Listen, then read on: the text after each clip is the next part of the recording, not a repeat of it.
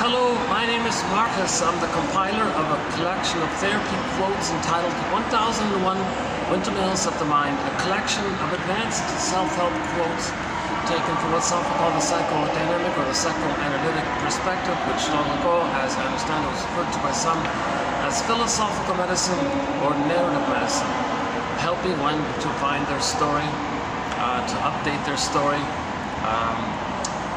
The story we create early on is very limited and very constricted, and we keep repeating it. So we want to broaden it to include our current understanding and now understand what we couldn't have back then, and ultimately feel what we couldn't have felt back then. That broadens things a fair bit and helps us live in the present as a result. So we need to be our own psychological detective, existential detective, narrative medicine, story doctor. Okay. For the love of narrative medicine, to borrow a line from the singer Steve Perry, who has a song entitled For the Love of Strange Medicine off his second solo album by that title as well. And these quotes are kind of a little strange sometimes. And so we now have 10,000 plus quotes now in our collection.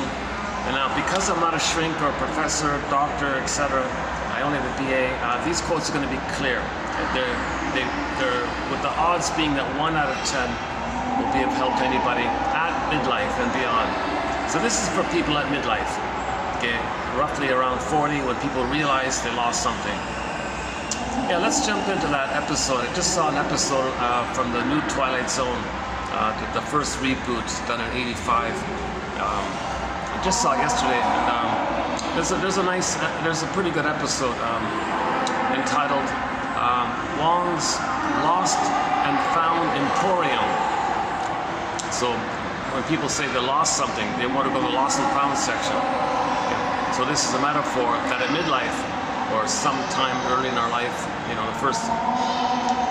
actually some of the characters were kind of young as well. They felt like they lost something, so they were aware of it. So whenever you realize you lost something about your soul, about your spirit, about your potential, about your good nature, something natural about you, and it's lost. Whenever you recognize in your life that you lost something very important to you, that's invisible, that's related to your humanity, related to your soul, related to your beingness, your authentic self, your real self, your true self, your virtues, the gifts of the real self, being able to express what your interests and what you love to do and all that. When you recognize that that's lost somehow, that's considered beginning the second journey. So in this Twilight Zone episode, there were 4 characters who found this metaphysical lost and found emporium place.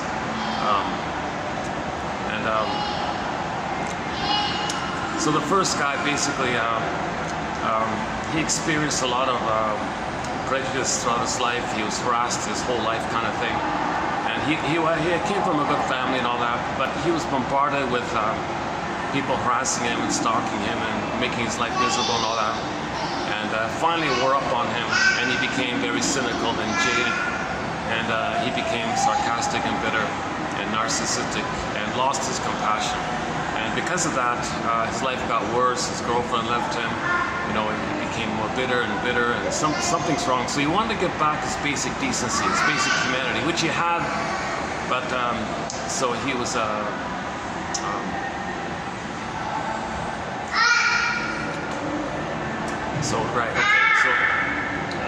I'm in the public. I'm back at the mall here, so there'll be a few interruptions. And my goodness, it's really busy lately around here. I'm near the park here.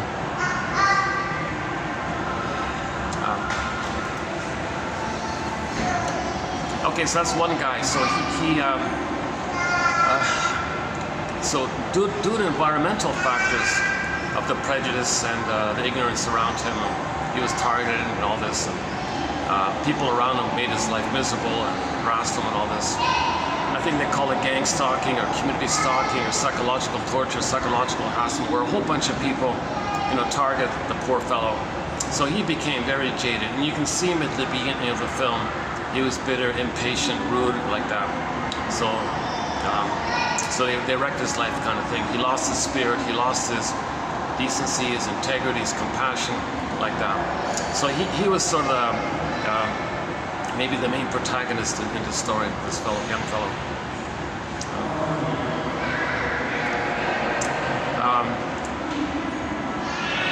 The second character that we meet in the episode is Mrs. Carlson. the actress who played Mrs. Carlson in WKRP in Cincinnati, a tough lady there. That actress played a very good scene where she's an older lady looking for lost time. She said she spent her life in the wrong career, that she wanted to be an artist, a sculptor, a painter, and all this, and that's her real passion, but she brushed it off, and now she's in her 70s or something, regretting it deeply, wishing she could get back that time. So that was the idea with her. The third character was was the most important one, I think. Although the first guy is the protagonist, I think that third one offers a really good one. This third character who entered into the Emporium place, right? This metaphysical science fiction and fantasy kind of place, right? This guy recognized that he lived his whole life as a narcissist. So today's topic, narcissism. We'll do a few quotes on the topic of narcissism. So this is extremely rare. I can't tell you how rare it is for any portrayal of anybody with a narcissistic personality pattern to come around and realize their mistake and have some regret and sadness about it, and wanting to try to correct things and make things right. That actor did a pretty convincing job. His little speech there was touching, so that third guy said he also kind of basically lost his soul. Now they never used the word soul in this story. They always used some kind of facet of the soul. So he came to the realization that he lost his soul by his negative personality. But he just said, well, my children don't respect. So he said he was afraid that his personality hurt his children, and all of his children, none of them want to talk to him. They all hate him. They all look down on him. They have contempt for him now, because he had contempt for his children. The children now have contempt for him. So that kind of came around like that. So he on the surface he said, I lost my children's respect for me. They have a real contempt for me. So now he's realizing maybe there's a contributing factor on his end. Maybe he contributed to that. He said, oh my God, I think that's the case. He caused that. The children were born to hate their parents. Why would the children hate their parents? So the parents did something wrong. So he kind of got to that realization. So he went to the Lost and Found Emporium and was looking for, mutuality. Maybe we could say he's looking for mutuality, how to treat people like people, not how to dump on people and use his children as a sponge for his hatred, because he has self-hatred and he needed to hate his children to not make them aware of how he hates himself, and the children are a part of him.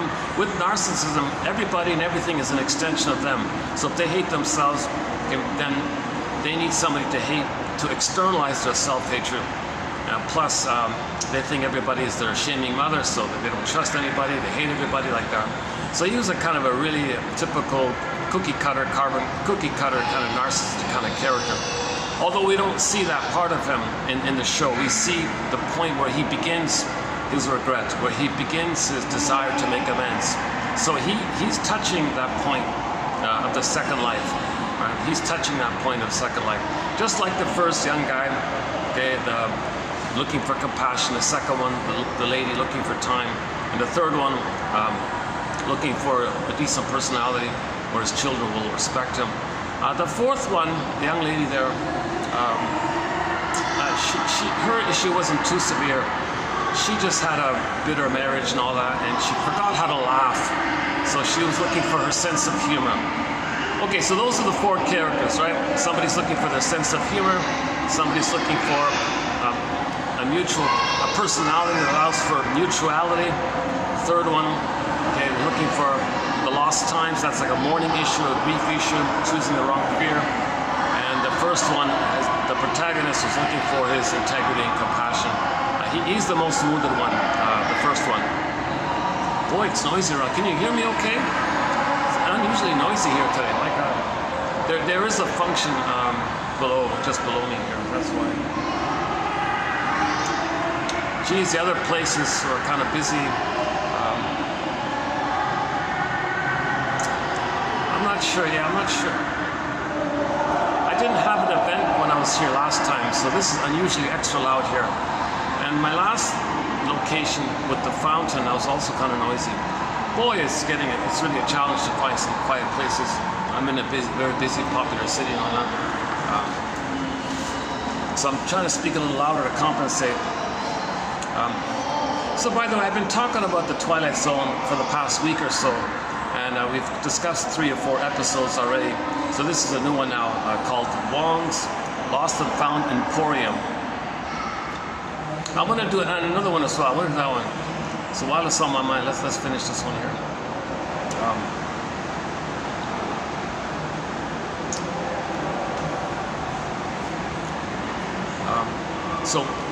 One of the points made in this show, well, first of all, the episode was about for the viewer to identify for themselves what had they lost. If they could go to some metaphysical lost and found department, emporium kind of store, and look for something they lost, can they name it? Can we identify it? So it's meant for the viewer in a therapeutic mode. It's meant for the viewer to identify, gee, if I were one of those characters looking for what I lost, something abstract about myself, what might that be? I asked that myself. I thought, I didn't really get into education as a kid. Like I was just daydreaming throughout school, just going through emotions. I didn't develop an interest in learning and all that. I was just too distracted with the environment as well. So that's a huge loss to me that I couldn't get into studies and learn things and learn languages. I could have started early. I could have spent time at the library. I missed all that. It's just all a blur. Like I missed all that. That's something, a big loss for me. So that's one thing I would definitely, and I'm sure, and there's more. I'm sure we can all, I'm confident people over 30 will probably find something. It's very rare for the older ones to admit it, right? Older, like that guy, number 3, the narcissistic guy. That was the most surprising, that was really, truly the highlight of that show. That third guy, the bald-headed guy, the older guy. He had a bad temper. He was a bit of a bully as well, and he scared his children. I wasn't sure if he just was a cookie-cutter narcissistic type, or if he's the worst version of it called the bully pattern. It wasn't made clear if he's a bully pattern. But when he looked into the mirror, he did look kind of frightening and scary. So maybe it was the bully pattern. Maybe it was the bully pattern. Or maybe lower functioning BPD. Lower functioning BPD is a fusion or an amalgam of the bully pattern and narcissistic pattern. So maybe that guy had the lower functioning BPD. Or it's called the Swiss cheese narcissist. So when he falls into a hole and getting a supply, he regresses to the bully pattern to get stabilized at the narcissistic pattern. But if he doesn't get a narcissistic supply, somebody to shame or someone who admires him, he goes back to the belligerent area to frighten somebody to respond to him. And so it goes back and forth between the narcissist and the bully. So Grodstein thinks the lower functioning BPD is the fusion between the bully pattern and the narcissistic pattern. So I'm guessing maybe he was that one there.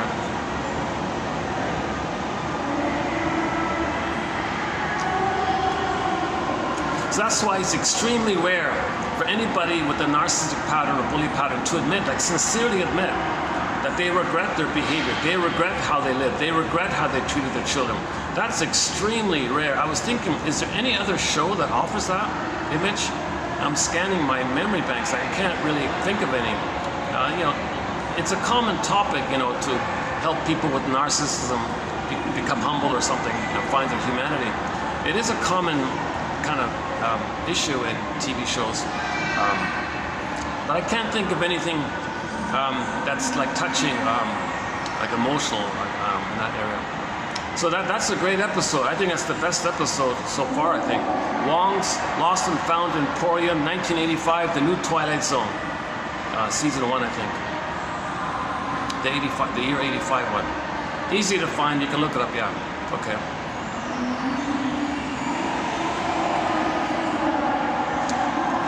So that's the first exercise in the grief process. Identify what you lost. Not like you lost a scarf or you lost an umbrella, not like that. Identify something about yourself, about your life, okay, about who you'd be had you been loved. You know, the big thing we got to lose, the big thing we lost is not having a loving mother, never having been properly loved, never having been properly loved. A missing loving mother, that's a huge loss. So you go to Lost and Found Emporium, you won't find it maybe, you know, or it helps you to realize what kind of mother you really had, and then you mourn like that.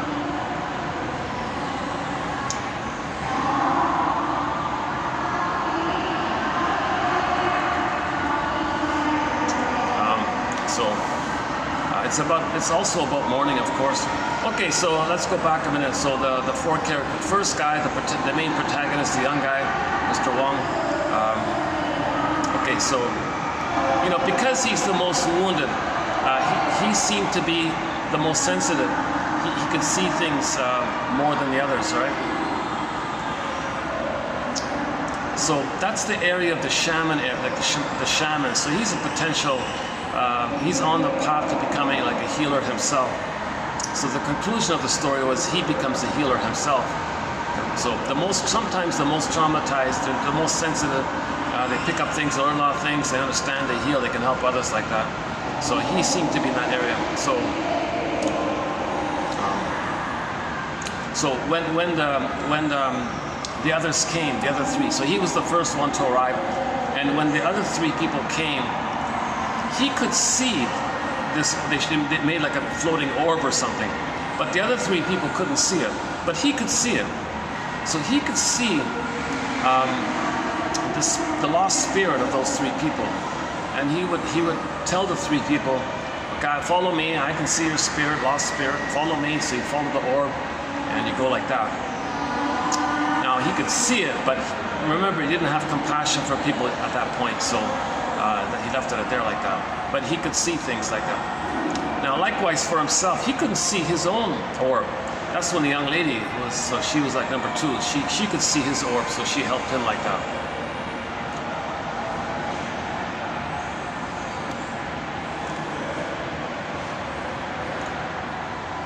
Okay, so the first face-to-face with the loss of their soul was the lady, Mrs. Carlson. What's her name? Carol Bruce or something? You know, she does. There's a very funny clip in WKRP in Cincinnati. We have it on our soundtrack where Johnny Fever, right, the disc jockey. So sidebar here. In WKRP, Mrs. Carlson's son, what's his name? Arthur owns the station, or rents the station on behalf of his mother, for the mother kind of thing. So he manages it for the mother. And the mother owns lots of stations. She's a billionaire, owns all these things and all this. So it turned out the mother did some financial tricks and all this, and used her son as a pawn, so that her son's station would be designed to fail on purpose, because with the math, click, click, click, she'd make more money from her other stations run by other people. So Johnny observes this and says, "Oh, a mother's love, it's so it's so touching, oh, it's so moving, a mother's love." So she didn't care about the feelings of her son. She was just a pawn for her. He didn't care about her, and he was always terrified of her, and she would say something, he was terrified of her. He was the frozen child. She was the freezing parent. That one there. There's Donna Summer up ahead here. That's one of the funniest scenes when Johnny learns this scenario. A mother's love, it's so touching.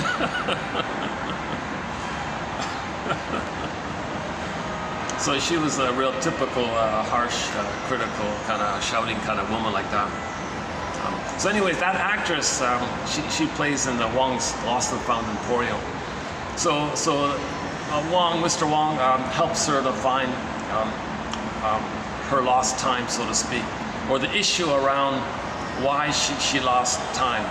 So the image was she was very tense. This woman was had hypertension, hypermanic, hyper busy, hyper active, type A, workaholic kind of thing. So she was given an assignment. So the warehouse, whatever, gave her an assignment, and that could, so she can, heal herself, soothe herself, and maybe feel refreshed and have the courage to pick up her hobbies like that.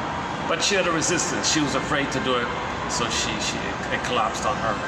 And then the second guy was given the assignment to look in the mirror, so he can see what his children saw when their children interacted with him, and he saw what his children saw. So you see the mirror, it turns into some ugly monster like that. No, can't be. You mean my kids saw this when they looked at me? That's their soul's response to my behavior like that? He freaked out, crashed the mirror, and he couldn't face it. So the lady and the fellow, the two older ones, they tried a little bit, but it was overwhelming. They didn't have enough support. You need support for this. So we just see the touching point, the beginning point, and they felt very depressed. Now they're grieving, now they're sad. So they're in the grieving process, working through process, suffering through process, where they're kind of beginning like that. So they're beginning the second journey. Now those two older guys, the two older ones, lady and the guy, so two older, two younger, the two older ones, they're beginning their second journey midlife in their 70s or 80s or whatever. Yeah, let's say they're 70 something. So in their 70s, they're beginning this second journey midlife. So this midlife audit, this midlife examination period, this second journey, this hero's journey can begin at any age, any chronological age, right? So they began at that age. That's very encouraging. That Masterson has it's a book, one of our mentors, James F. Masterson. He talks about an older fellow who began his second journey in his 80s, and in 2 years he got back his spirit and was happy the rest of his life after that. So it can begin at any time.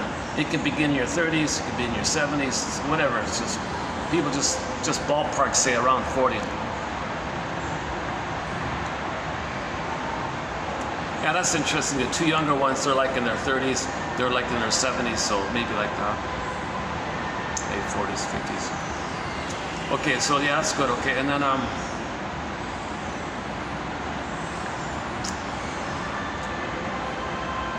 now they focused on those two, the two older ones. With the younger ones, they didn't show it too much. They just did some filler kind of idea. They didn't want to focus too much on that part. So, but with the protagonist, he was able to have a healing dream. So he was able to remember some happy time in his childhood and be refreshed by that. And he got back his original. He got back his integrity and his compassion when he was able to have a deep healing dream like that, basically. Anyways, the point is, he was sensitive enough to see the orbs in the other three people. So he's perceptive like that, but he missed the compassion to help the other people, the two older ones mainly. The young lady became his assistant in the end. So at the conclusion, when the protagonist got back his integrity, his compassion, and his memories like that, so then he inherited. Well, it's a metaphor. So that emporium is kind of like your unconscious or something. So he accepts his unconscious. So he's in touch with his unconscious. He's perceptive, he's intelligent, he's intuitive, he's in touch with his unconscious. So he became the quote-unquote new owner of the building, of the emporium, let's say, meaning your unconscious.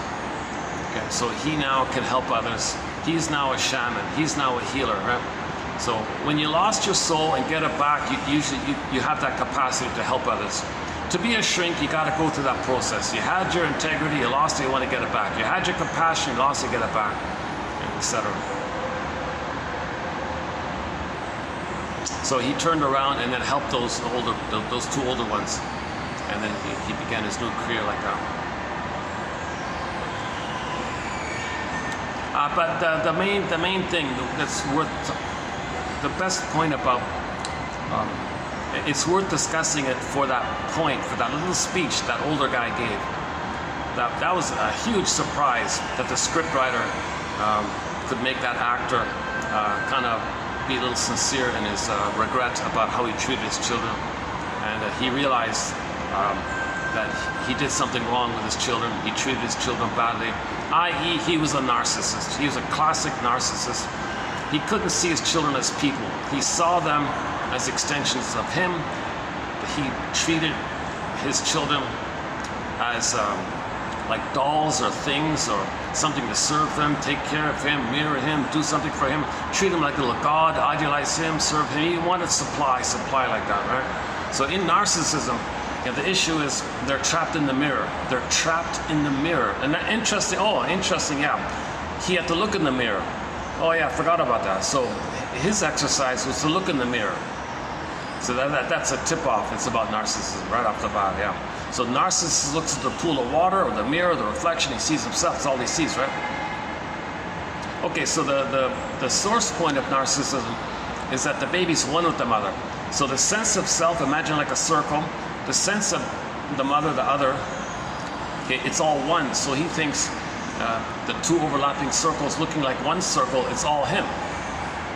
Everything or nothing. So he's still in that fusion, symbiosis, oneness. And he thinks the oneness is all him, for him, serving him, all about him. He's the center, he's entitled, it's all about him like that. So he doesn't see the mother as a separate person. Oh my God, I just found a quote this morning. An old quote from 1920 something, guy named Clark, what's his name? So L. Clark, I forgot his first name. Oh yeah, he pointed out that in some languages, they make a clear distinction that the mother for the baby is not like a mother. Like, okay, hang on. Like, okay, in some languages, he said, there's two words. There's the regular mother that we know about as a person. But how do we describe the baby's experience of the mother from the baby's perspective?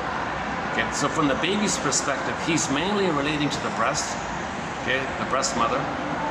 I've been using somebody's jargon, the breast mother, all this time. He says in certain languages, they have a phrase just for the breast mother. But the point is, that phrase in their languages, okay, for example, in German, it's ma or something, M-A-M-M-A or something, mama or something. That term is defined as that it belongs to that it's possession of the baby. It belongs to him. It's a part of him. Okay, so he owns it. It's his possession. So the breast mother, the baby thinks, is a part of him. Okay? To distinguish her from like the regular word mother, who's a human being like that. But the baby doesn't get to that place yet. He's only doing what's called part-object relating. The breast being a part of the mother, baby doesn't get that yet. He thinks this part is for him, serves him, is an extension, is actually just there for him, and he owns it like it's a part of him. So he's self-sufficient like that. He's in a solipsistic bubble. Okay, he's trapped in the mirror. He's in this oneness with this part like that. Now, if that part, if there's a problem there, yeah. So he was saying if there's a problem there, and you see, he might get angry like that, and in his anger, he might get some satisfaction if he bites the breast or something. So he thinks that's the source point of Schadenfreude. His theory about Schadenfreude, that's the source point, because he gets the pleasure in his anger to get back what belongs to him. So he's enraged like that. So if mothers do, breastfeeding is very important for the baby. It's a question of heaven or hell for the baby. The baby needs that oneness, that symbiotic merging. He needs to feel that he's one with his mother, and that the whole system, the mother-infant dual unity, it's all the baby. So this is called infantile megalomania, narcissism, glorified self, idealized self, infantile megalomania, unconditional hallucinatory omnipotence, where the baby is at the center of it all, and everything is, the breast mother is the Mama, sorry, in German, Mama. Let's just stick with breast mother then. So his understanding is that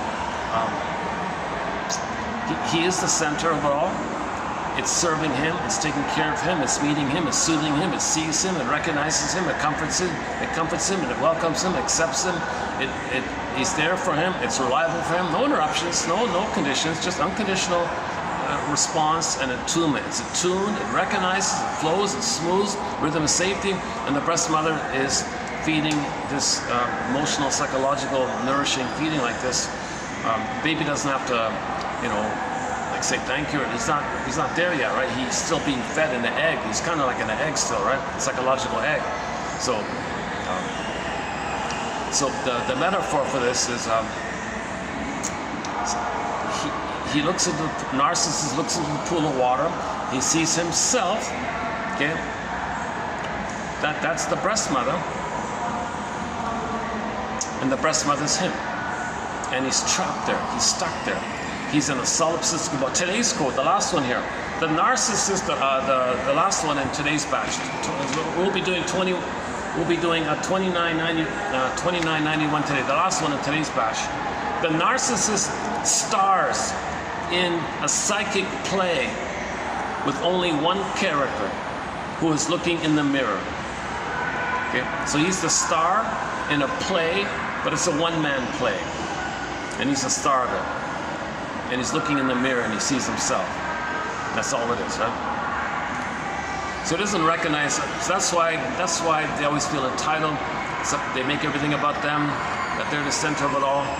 And the important point is everybody and everything around him is that missing breast. Okay? Lucy Holmes says everybody's symbolic breasts, which they suck dry and reject afterwards. Get another one. They're repeating symbolically the missing experience of, they didn't get that proper oneness. So when there's a trauma like that, you repeat to try to get it from others. But it's just a symbol or imagination or fantasy or some kind of someday dream thing that it can actually be it. Okay, this takes place because that part of the brain doesn't know time. The baby doesn't know time. So I mean that part of the brain in the baby doesn't know time, and the trauma's in that brain there, and all this energy and life force is pushing this issue. So he's stuck with this unmet need for the oneness, for the symbiosis, for the fusion, etc. Okay, and all his energy's in there because it's unfinished business with the mother. It's unresolved with the mother, and that brain stem doesn't know time. So he goes to life pushed, compelled by this compulsion to reach out for mother's love and gets rejected. Now, in narcissism, he becomes the rejecting mother. So he does both. So everyone he's going to reject because everyone is him wanting love, which he rejects because he becomes the rejecting mother. Now, he felt hated by his mother, so everyone else is his hated self, and everyone else is like a sponge to absorb his hatred because he doesn't want to feel his hatred. So back to the Twilight Zone episode, the guy treating his kids badly, let's say. He couldn't see them as people with their needs. That guy there, that older guy there, okay, he was stuck in his past, fixated in the timelessness of his trauma, where he wanted to get mother's love. So he would treat his kids as symbolic of mother. So kids, you supply for me, you see me, you take care of me, you respond to me. And he can do it by treating the children badly. So when a parent treats the child badly, the more the baby's going to try to please the parent. It's counterintuitive. Fairbairn puts it this way: the more the mother's love is unavailable, the more the baby's like searching and clinging, trying harder and harder. Where is the mother's love? So how do I please the mother? How to fix the mother? How to cure the mother? And the pain is his understanding of love, and so he's got to be loyal. So he's stuck in that kind of place. So he searches for people who reminds him of the parent, continues that battle. Okay, so the old guy in the episode there, he would expect his kids to treat him like a god, mirror him, make it all about him. So he wouldn't be there for the children. He couldn't see the feelings and needs, developmental needs for the children. In fact, he resents the idea. He thinks the children are a part of him and they're misbehaving, so he got angry at them. So he probably shouted at them based on the image on the mirror that we see. So he was probably like a rage kind of character, verbally abusive kind of character by the looks of it. Yeah, I would guess, yeah, my inference is from what they show you, he was a very verbally abusive kind of character, like one typical Archie Bunker kind of crazy kind of character. that kind of anger is called narcissistic rage. So that guy probably had narcissistic rage.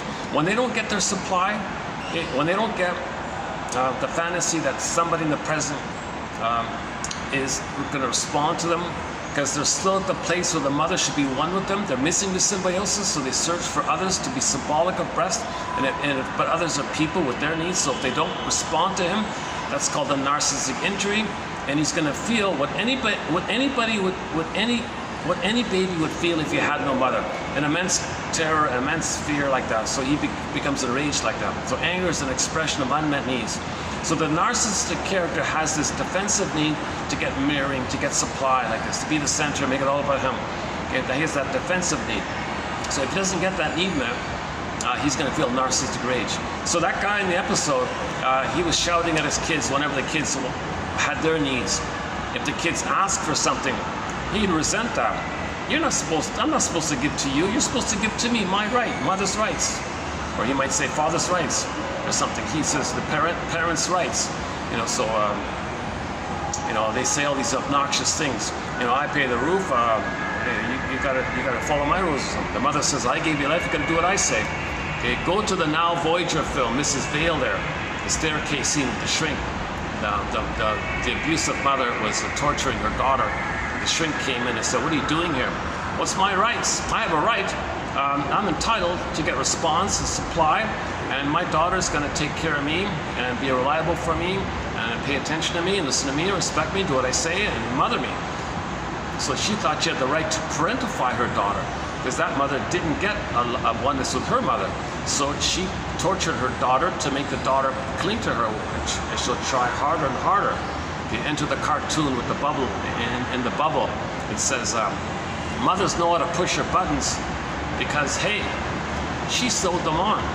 So Mrs. Vale in the classic film Now Voyager, I don't recommend it except for that staircase scene with the shrink. Okay, she said, I'm entitled to get my supply. The shrink intervened and said, nonsense. You don't have this right. Your daughter, Charlotte, played by Betty Davis, right? Your daughter has a right to be herself, to have an identity, to have her golden ball, to have her sense of self. The Great Spirit gave her life like this. Life's longing for itself. She's not your thing, like your property, like a thing you use like that. She's not like a breast for you when you were in the baby in the nursery and you thought the breast was a thing that you own. You think you own your daughter. She's a person with her own human rights like this. She got very upset like this. So finally she came around grudgingly. And then the shrink said to the daughter, go, flee, take off, run, get out of here, take off. Now Voyager, seek thou forth and find yourself, the name of the film. Now Voyager, go be a Voyager, explore, trial and error, find out what you like. Try this, try that, just see what you like. Go, get out of here, take off, vroom, get on the motorbike, vroom. Okay. That motorbike scene, a very good one is Route 66. Go to our Route 66 quotes here in our collection, $25.99. That first one there about the mask, lady with the mask, that's a key one. That's a great episode. We have 11 quotes from the classic TV show Route 66 in our collection. Some of the best quotes in our 10,000 quotes are right there, $25.99, the first 5.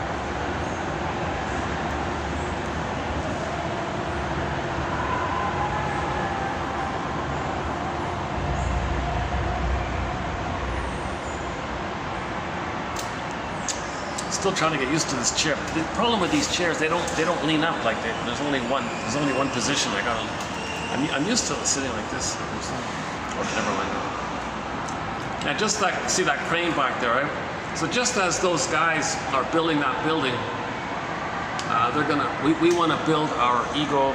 Okay, we want to build like a psychological house, and then we can have our feelings back. So we want to now know what we couldn't have known, so we can feel what we couldn't have felt, called apprehension. In Inside Out 2, we see apprehension. The orbs come rushing up. Okay. So, but to get to that point, you need to ride the broccoli boat, called free association. In the film, it was called Stream of Consciousness. So it's kind of like a sea journey like that. So in the healing process, the idea is to find your story. So just guess around. What does this remind me of? I must have a very, this is confusing. Go on, like, what's the most confusing thing about that? What does that suggest to you? What's the hardest thing about that? Okay, go on, just free associate. You must have very good reason for stopping here. You're blocked, you're angry. You must have very good reason for feeling angry here. So you just validate, free associate, say what comes to mind, you see, and then you write the blockade book called Free Association. Okay. This is weaving the story, working through, suffering through, facing the truth, admitting that your mother didn't love you. Okay. That's the key point, that the mother, there was no loving mother. There was an impaired mother. She was impaired because she was frozen in her past, so she can't see the present. The present for the mother is still the past for her. Or we say that her present is her presenting past. She presents the past to her present, so the present is still her past, or she transfers the past, her past to the present, and replays that past and draws in the child in her drama like that. So she's not meeting the needs of the baby like that. So this is why we say the greatest hurt of all, mother failed me. Actually, back to that episode, the Twilight Zone episode, Wong's Lost and Found Emporium, he said that in there. He said that line in there. He said, I believe I failed my kids, he said. That's a very touching thing for any parent to admit that. That's one of the best scenes in the Twilight Zone I've seen so far. I've just started watching the Twilight Zone like for the past week. I've commented on a few of the episodes. The one about the alien, To See the Invisible Man. Oh, the Saturday, I've talked a fair bit about the Saturday. So one guy has heal yourself in 7 days. Heal yourself in, he divided the healing journey in 7 parts and named the parts after the days of the week. Sunday, someday, moan day, Tuesday, wound day, thorn day, okay, free day, and the false self that's lingering shadows away is on Saturday. So I've talked about in the last few videos. Yeah, go to the not the noisy one with the swan, the 2 prior to it. If you want a discussion on Saturday, go to 29, 88, and 9. Those 2. I ran through it. It takes me a good half an hour to run through it. It's very interesting. It's a very convenient little model there, like someday. So you got to face this issue of someday. So when there's trauma, you have this, like the guy, okay, that guy, the narcissistic guy in the Wong's episode. He had this like, someday I'm gonna get mother's love. Someday I'm gonna get mother's love. Come on, kids, mirror me, see me, make me important, make me the center, make me the center, make it all about me, attend to me, make me the star, make me a little god, make me feel important, feed me, emotionally feed me. Someday, he'll get mother's love in the past. Nonsense, no time machine, it's not gonna work. So you gotta face this kind of, this relentless, unreal hope that something that's a mirage of your mother in the past is actually your mother in the past. It's a delusion like that. But people do this. This is the someday thing. So you face this issue of this delusionary fantasy that someday you're going to get mother's love in the nursery. How is that going to happen? There's no time machines. You can't erase that. It's a one-way ticket. You can't travel back in a time machine. And nothing symbolic or something that's a catalyst or a reminder of mother, like cookies, sweetness. You didn't get mother's sweetness. Really, you think cookies is mother's sweetness in the past? Mother's stimulating fluid. Really, you think wine is the breast milk in the past? Come on. So on. Material, you buy stuff. Material, matter, money, thing, like goods, like material. Material, mother is really your mother in the past? Come on. But people have this kind of unconscious hope that they're going to get mother's love in the past. So you got to give up this someday thing. That's number 1. And then now you feel a moan. Now you're getting somewhere. Now you're getting somewhere. You're going to feel this moan. That's Monday, moan day. Then you got to face this issue of what's underpinning it, the Tuesday. So that means when the baby feels pain with his mother. Remember, the baby doesn't get his mother's needs met. He thinks he's a goner. He's terrified of pain. Maybe he feels pain. He thinks maybe his mother's punishing him. Did he do something wrong? Is he defective? Is there something wrong with him? If he blends it together. If he thinks he did something wrong, he thinks he is wrong. So guilt and shame are kind of linked a lot. Like when parents say to their children, don't do this, don't do that, the children, they don't hear that it's the behavior. They hear, okay, you're wrong, you're no good. So the mother's got to make clear, no, that behavior I don't like, stop that behavior. You're okay, we love you and all that. This thing that you're doing we don't like, we want you to stop. But you're good, your beingness, your essence, your soul, your identity is welcome and love and all that. This thing that you're doing we don't like. But when parents simply say don't do that, the child hears he's no good, he's rejected. The parent wants to say, no, I reject this behavior, but the child hears you reject me. So that, okay. So if the child thinks he's in pain, he thinks both. He's defective, he's no good, and he did something no good, and he's no good. So that's called unconscious guilt, and there's pain, guilt, dues. Now, another added part is the child needs to have a good mother, so he thinks he'll save the mother, cure the mother, heal the mother, fix the mother. What do you want, mother? What do you need? I need a loving mother so I can be myself. When you're damaged, you're hurting me, I guess you're crying for love. Everything's love or a cry for love. Mother, I'll fix you, I'll cure you. No baby can. He failed again. Now that's timeless, it's spinning around, there's your dues. Like you always feel this infinite debt, infinite guilt. He wasn't born a sinner, he wasn't born guilty, he wasn't born in debt, he wasn't born with this due to the mother. It's no baby's job to save a mother, come on. It's no baby, he's born to receive mother's love so he can be himself. He's born to be loved so he can be himself and come from a path of heart and express his uniqueness, which is called the blue jay of happiness, the bluebird of happiness in Shirley Temple. That's meaning and a path of heart. You have your feelings, so you're ethical and moral like that. When you have your feelings, you have your beingness. So he's born to be loved, so he can have his beingness and his feelings, his golden ball, and also it can be an elder, it can be an adult, it can be an elder, and all that. He wasn't born guilty or defective. The baby just makes that belief in an attempt to make sense of the senseless situation.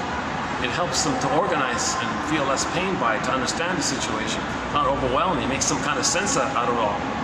So if he's in pain, he just concludes he's guilty, he's in debt, and that's the dues, right? So that's the Tuesday one. You got to face that. Then the wound one. Now you admit there's a wound. Now you know that you didn't have a loving mother. There's a huge wound there. That's a huge one. Now you do the grieving and all that, and you do it by riding the broccoli boat. And finally, you want to get to some point where there's a spontaneous phoenix rising. Okay, red bird rises, firebird rises. Okay, so this we don't control. We can only free associate, piece together, make inferences. Could it be this? Could it be that? Maybe this, maybe that. Trial and error. Is it this? Is that? We can only try to find our story, piece together the clues. Okay, so these quotes are prompts to free associate with. Okay, invitations for mutual exploration, hypotheses, guesstimates. We're trying to be detectives. Some clues lead to better clues. Okay, stepping stones, etc. So that's what we can do, kind of thing. Build this basket, build this nest.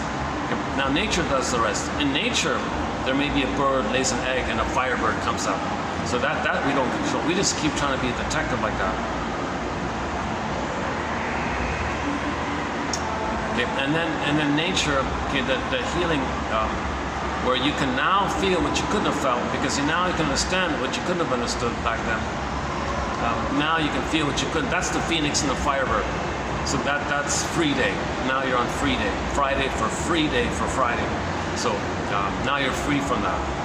Okay, that's called abreaction, catharsis, purification. It's emotional freedom like that. So you were fixed there, and there's a thorn, like a point there, and now it can be lifted up. So now you don't lift up the thorn. Okay, when Kirikou in the film, in the French animated film, Kirikou and the Sorceress, the fairy tale, you see little Kirikou pulling up the thorn. That's not like that's just a symbol of some inner process that takes place. It's not literal like that. Okay, so we can't pull up that thorn. Nature will naturally do it. The system, the organism will naturally release you like that. Okay, so that's the Freedom Day. And then, the point about Saturday, I think he was saying, was the false self that was always there. It's hard to let go of the false self. So it's kind of, it's trying to save the false self is familiar. The false self's all that, and when you get back your beingness, it's new, it's strange. The false self, a little confusion there, but no, you hold on to your beingness. So in Saturday, the guy occupied the house. Okay, so the condo, the house, the apartment is a symbol for the body, and the beingness occupies it. So, and the false self was outside in the hotel, and he was trying to kick out the authentic self. And he said, no, there was a line in there, if we live according to you, we live a miserable, pathetic weasel. Like the false self, he called him a weasel. You got the ethics of a weasel. You're shallow, narcissistic, psychopathic like that. That's pathetic stuff. So, no, I'm keeping in the house the authentic self, the real self. That's the true place kind of thing. So finally on Saturday, the false self isn't needed anymore. So it dissolves away, it shatters away. That's what it means by Saturday. It's not an attacking thing. It's just the image, the image of the false self dissolves and poofs away kind of thing. Shatters away kind of thing. Like a glass shatters or something, just dissolves away or something. So it's not solid, doesn't have any form anymore, turns to dust or something. So in myths and fairy tales, when a character just disappears, that's the false self. Okay, the old way, a narcissistic way. Okay, for a lengthier discussion on the Twilight Zone episode called Saturday, also 1985. What a great season. We discussed Saturday. We discussed To See the Invisible Man. Okay, a little bit about that psychopath who had no soul kind of thing. The idea was he had no soul. So they made it was brought to his attention, like he had to face this issue. So he tried to feed himself. So he was eating non-stop, 24/7, day after day, 7 days a week. He was just gulping down food like that. So that, and he was never satiated. He was never full. He was just eating, just doing it endlessly. So they showed him as a psychopath, right? So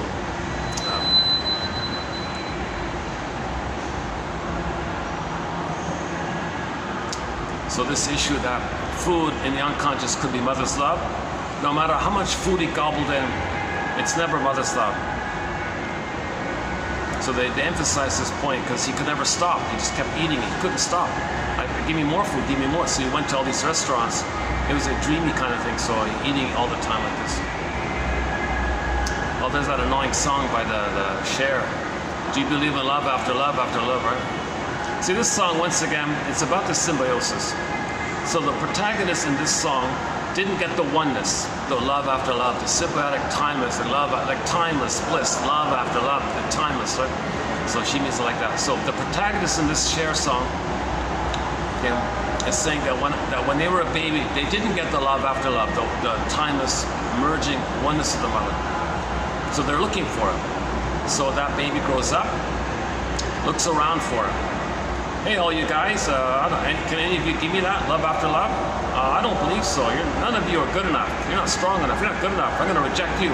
So she becomes the rejecter, looking for it, but rejects first because she was rejected. It's less painful if you identify with the aggressor. That's the deal you make. So she makes the deal with the devil like that. Okay. The baby makes an image of a frightening character to represent his rage and greed like that. So he acts like that, i.e., it minimizes the pain if they reject others who stand in for them. So the protagonist in this song looks around at all the fellows, and every fellow is a stand-in for her. Remember, narcissism, everything is them. There's only one there. The two circles overlap, it's only them there. So she looks at all the fellows, all the men in the world, let's say.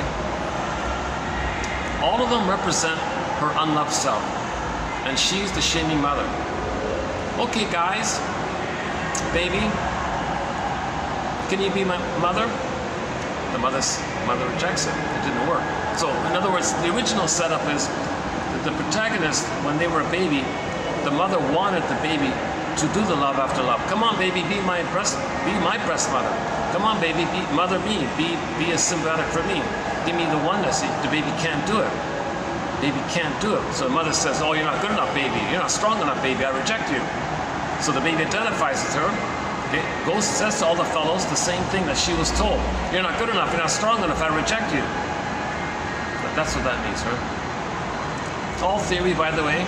30% of what you're hearing is incorrect. It's up to you to figure out which 30%. That's what Robert Weiss says. Robert Weiss not a shrink either, right? So I did my disclaimer. I'm not a shrink.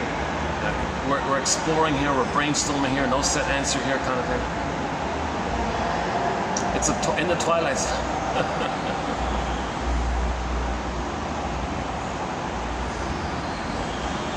Oh, yeah, okay, and in the other episode I want to mention, before we do today's quotes on narcissism, is,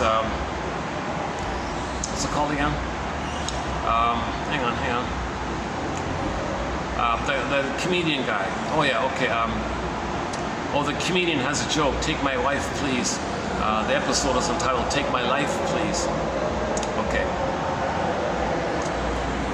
This is not really a major point, but it's still a valid point. Let me preface it. Hang on. Let me preface it with this one here.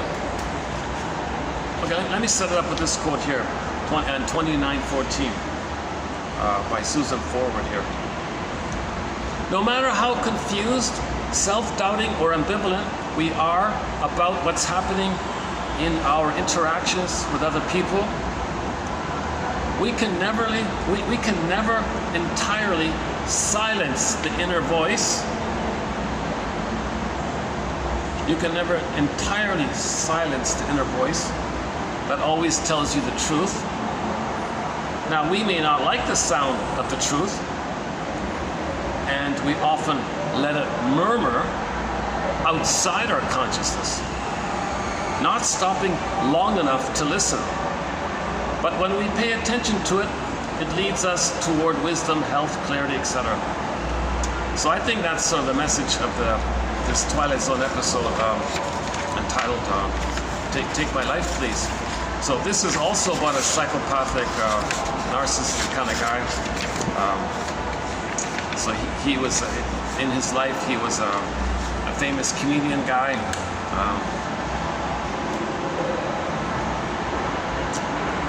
I think they based it on Steve Martin or something. So he was considered like the #1 comic of his day or something, drove expensive cars and all this. And so he was extremely psychopathic and all that. Now when he's on stage, he can make everyone laugh for some reason. Although he's such a terrible person in real life, on stage he somehow manages to make people laugh. So it's a strange thing like this. And they tell you, for example, he physically hit his girlfriend and didn't care and ran away. She had to go to the hospital and had operations like that. So he's kind of violent and cruel like that, right? And didn't care about the effects. The mother wanted his help. She kicked her out, and she died of hypothermia in the cold. Didn't care, you know, real psychopath, right?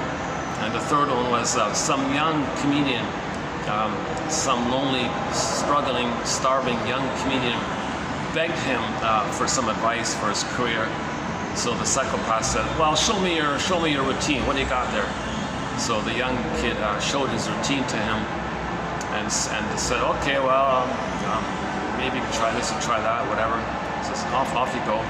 And that whole routine, it was excellent. He stole it and did it on TV and got all the credit for it. And then like that, and someone said, he said, "Oh, that was easy pickings, man. That was easy pickings," he said. Jesus Christ, right? So this guy was cold, kind of like the guy in the psychopath in the about the food one, eating one. So finally, there's an accident and all this, and he's sort of in this transitional place that he's going to be in hell, right? The metaphor of hell. Now, hell is a metaphor for the emotion of shame and all this. So he's got to face the shame. Okay, so hell is a metaphor for the emotion of shame. So when he dies, he goes to this kind of like waiting room or something, kind of like a halfway in hell or something. Can he redeem himself? Can he face the shame? So they gave him a limited period of time to 2 eons, I think.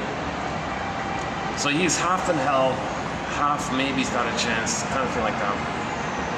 So we'll give you 2 eons, see how you do after my guess is he meant 2 decades. Okay, so anyways, he arrives into this maybe like transitional bridge to hell or something, because he's such a psychopath, right? And he's greeted by his new agent, his new comedy agent. It's funny they chose that guy, because that guy is really one of the most nastiest characters, miserable characters. He's not a well-known actor, but I recognize him from another show. I thought, oh my God, that's a good choice to play somebody in hell, right? And all the other people in hell were all the serial, all the people committed genocide, all the violent, the mafia, all those kind of characters. So his job now in this quasi-hell place, is to be a comedian to the denizens of hell. He's got to work 3 shifts a night, 7 days a week, and he's got to do it, right? So he gets on stage, does his routine, no one laughs. In the audience is him. That conscience, that quiet voice about the truth. Now, okay, so in the audience was a character that represented his lost ethical conscience. Okay, so he was the heckler in the audience. So the heckler was saying, yeah, tell us about the time when you hit the girl. I'm trying to make jokes around her or something. Yeah, tell us about how your mother died. Oh, no, I don't. Come on, this is a comedy show here. Yeah, I sent her away and everyone laughed. Yeah, and she died of hypothermia, everyone laughed. The girl had to get an operation, everyone laughed. Yeah, I stole the guy, it was easy pickings, everyone laughed. And everyone would laugh when he was compelled to tell the truth. Everyone would all laugh. And this went on for a while. And he got that moment, oh, I'm really in hell here. I'm really in hell. I gotta face the shame of my life. That voice, the heckler, is him. He's gotta face the shame. And he can't tell it, he can't do anything else.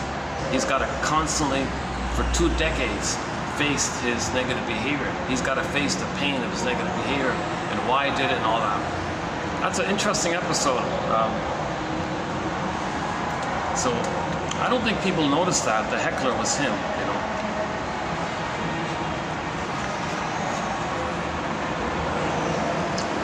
And everything negative that he did, the other denizens of hell would laugh hysterically because they never faced their inner voice, their inner conscience. Now he's got a chance to.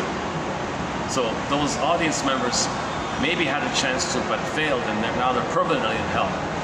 But they said about him, well, we don't know if we're going to put you here forever. We'll give you 2 decades to face your shame. So you got to tell again and again, every day, 3 times, okay, like that. And you got to face your shame. You got to face the truth. Because the voice, the heckler was the truth, the voice of his truth. You got to face the truth. You're only going to answer what the heckler says to you. That's a setup. You're only going to face the truth. So this is all like going on inside like that, right? So he's in hell.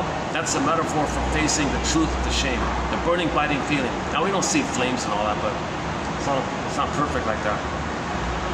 Okay, that's a minor point. An interesting title, Take My Life, Please, right? So it means take his false life away. So his false living, that's that shallow, deceptive living, that's a false living. So, yeah, so another story about narcissism, right? Twilight Zone does a lot of focus on narcissism. Because in the episode, To See the Invisible Man, the protagonist was also a narcissist, cold, selfish, callous, rude to people and all that. No one liked him. So what they did with him was, again, this is science fiction in the future and all that stuff. So everybody on the planet was ordered to completely, when they see him, to completely ignore him. You can't talk to him. Doctors can't serve him. Nurses won't talk to him.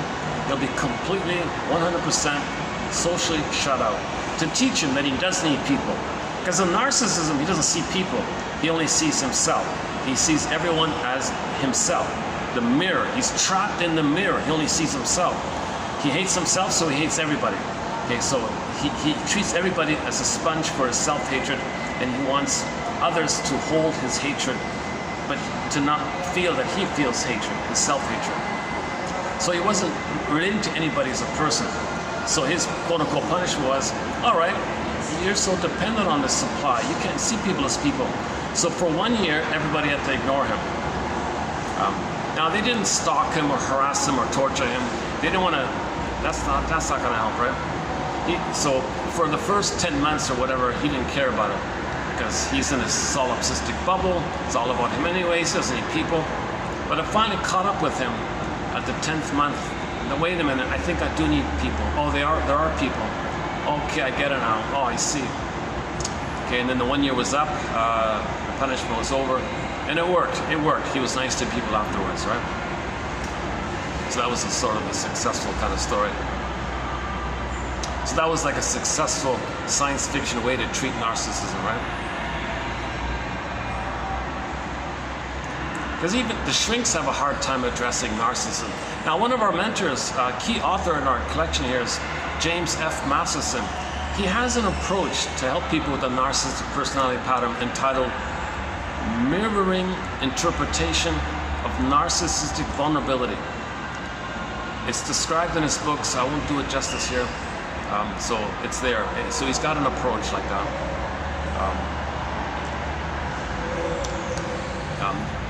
People like Kohut and Spotsnitz and Lucy Holmes, they think you might as well just mirror them and like treat them like the baby and give them. It's nonsense. So forget that. We don't include those quotes. You can't treat somebody like a baby like that. You got to build their conscious mind to recognize the situation. Like look in the mirror, right? Michael Jackson, look in the mirror, you know. Or like Twilight Zone, you have to look in the mirror kind of thing. Don't just literally step in the role of parent and mirror them. Oh yes, you're right. I agree with you. Oh yes, and yes. Oh, you're right. You can't just. Oh, you're amazing. Oh yes, you're right.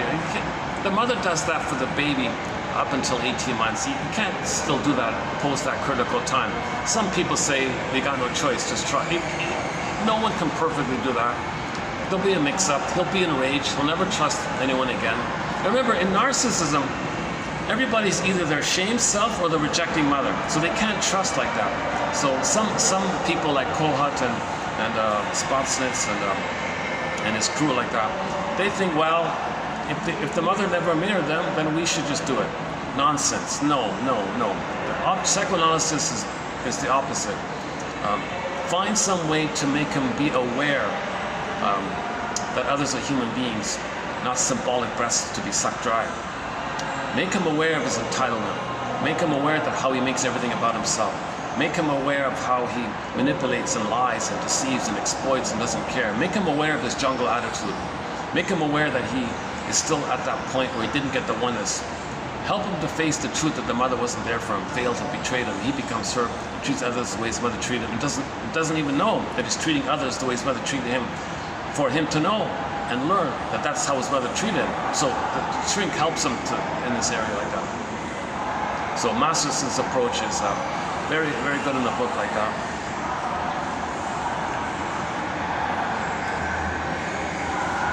So we've done a lot of good.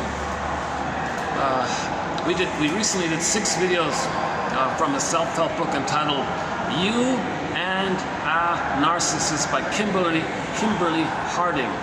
She's a professor of biology, and she wrote, like on the side there, she wrote like this little mini self-help book. It's just a pocket mini book. We did 6 videos on it. It was so clear, it was so helpful. It's very helpful like that. So the dollhouse, so she talks about the dollhouse, and so on. And Elan Golem talks about trapped in the mirror. So we'll do some of them today here. Let me take a little stretch here. Too bad it's so noisy around here. My goodness.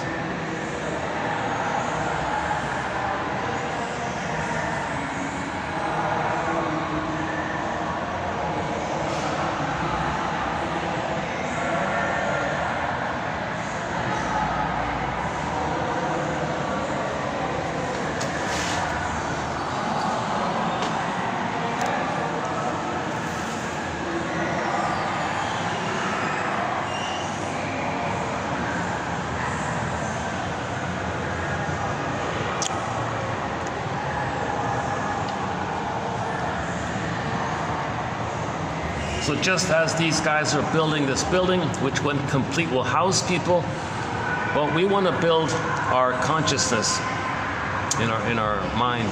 Then our body will house our feelings. It'll house ourselves. So psychoanalysis looks for an egg in a basket that's missing. So first weave the basket, first weave the nest, just like they're making this building. So build the ego, repair the ego, restore the ego, build the adult mind, okay, build the psychoanalytic mind, however you want to describe it. I think build the adult mind is the best one, right? So Miss Golem's theory about building the adult mind is first notice which construct from your past is running the show, the freezing parent or the frozen child. So her theory, her shortcut theory is that we have memories of the mother shaming us, rejecting us, using us, exploiting us, not being there for us, not seeing us, being misattuned, malattuned, gaslighting the baby, double binding the baby. That's the freezing parent, rejecting, whatever you want to call her. Her shortcut is the freezing parent to align with how the baby froze up his soul. That's arrested development, stunted development. The emotional life is frozen, the emotional body is frozen. So Snow White in a coffin, in a box, in the forest. That's our beingness, our feelings is far away. The wall there, we don't feel our feelings. The jargon is athemolexia, no feelings for your words. So the emotion, the inner life is all frozen like that.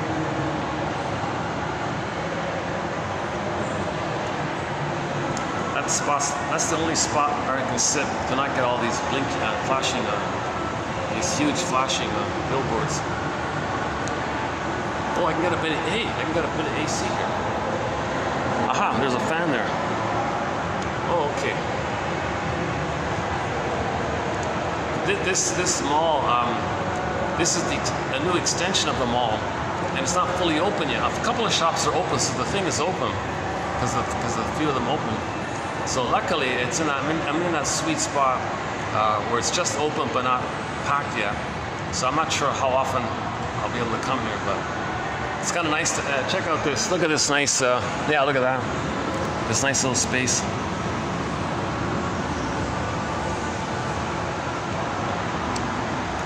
It's too bad about the noise now. I've talked about some of the songs they play overhead. Charlene's I've Never Been to Me, very good song. She's been everywhere, but she's never been to me herself. So she never found herself. So in the Charlene song, she was also a narcissistic lady, and selfish, greedy, like all these characters. At the end of life, she admitted it and said, gee, I've been everywhere, been there, did that, done this, been there, done that, but I've never been to me. She never found her feeling self, her embodiment. She froze it, exiled it, never got it back. So she's never been to me. She had it, lost it. At midlife, you want to get it back. She never did that. So she was in her 70s, and she regretted it.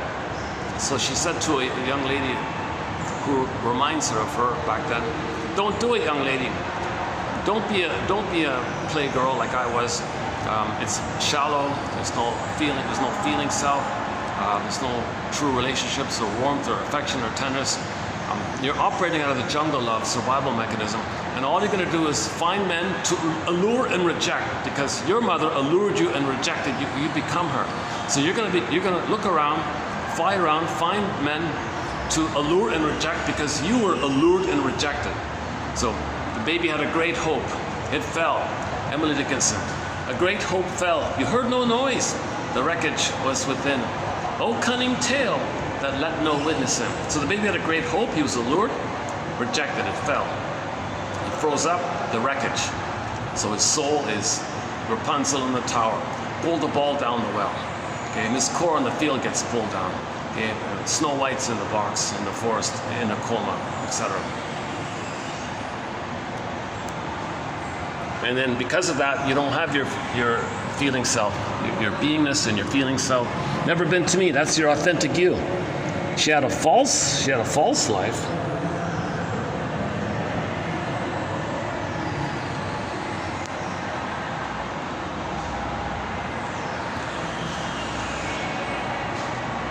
For some reason, I'm just reminded again about WKRP in Cincinnati.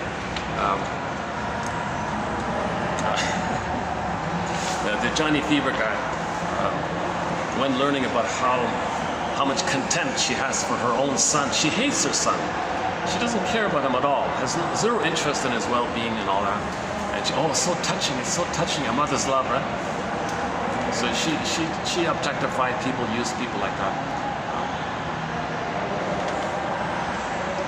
A very good actress, you know. She's very dramatic on stage like that. Like she can grab everyone's attention, all that, with her shouting and all that.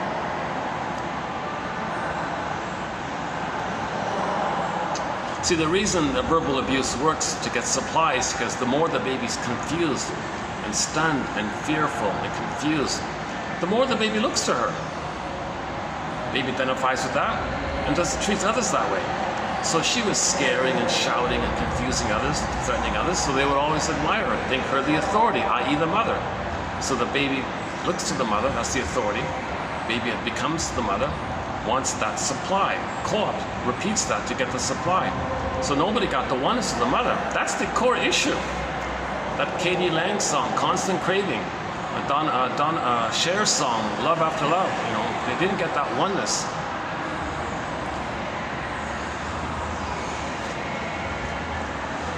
Okay, let's run through these then.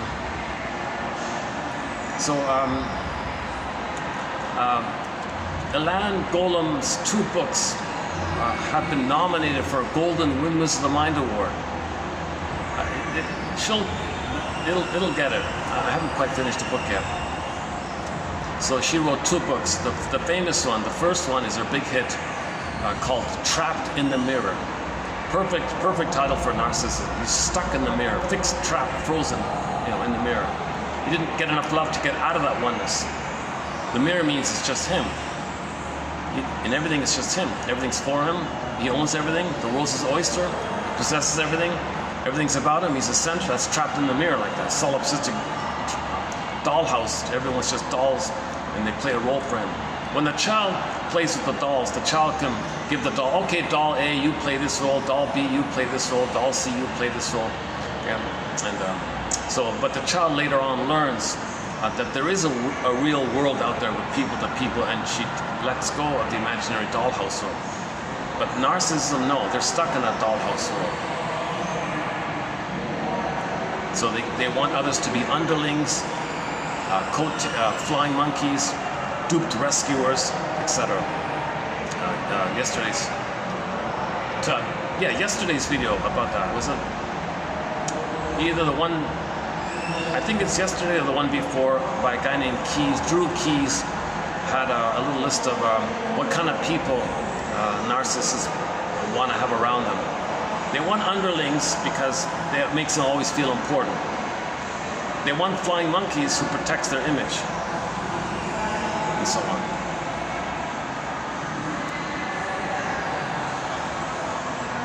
And the donkeys do things for him. The coattails also admire him. So he wants this supply.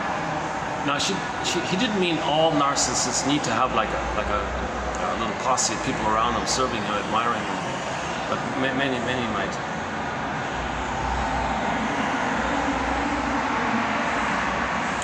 Okay, so again, back to the myth.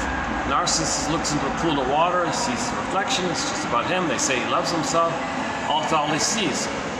Now, narcissists and echo are not separate characters in some kind of outer story. Is that better? They're personifications or symbols to represent inner elements of the psyche of a traumatized mind. The traumatized psyche of a traumatized person.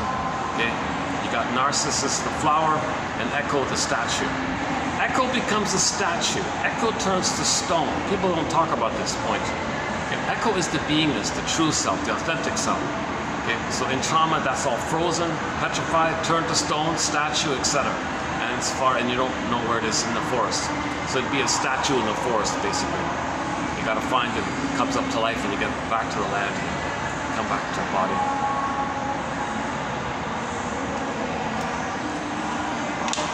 Yeah. Okay. So in the myth, oops. How's lighting here? I have strange lighting issues here. My phone keeps sometimes it's totally dark. I don't see anything. Sometimes it's now it's okay, right? Depends on that.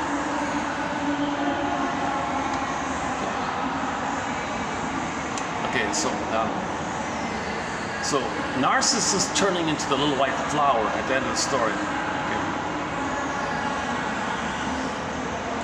That white flower is a symbol of how the baby gets an ecstasy feeling, a blissful feeling. Now, the baby's not addicted to that kind of thing.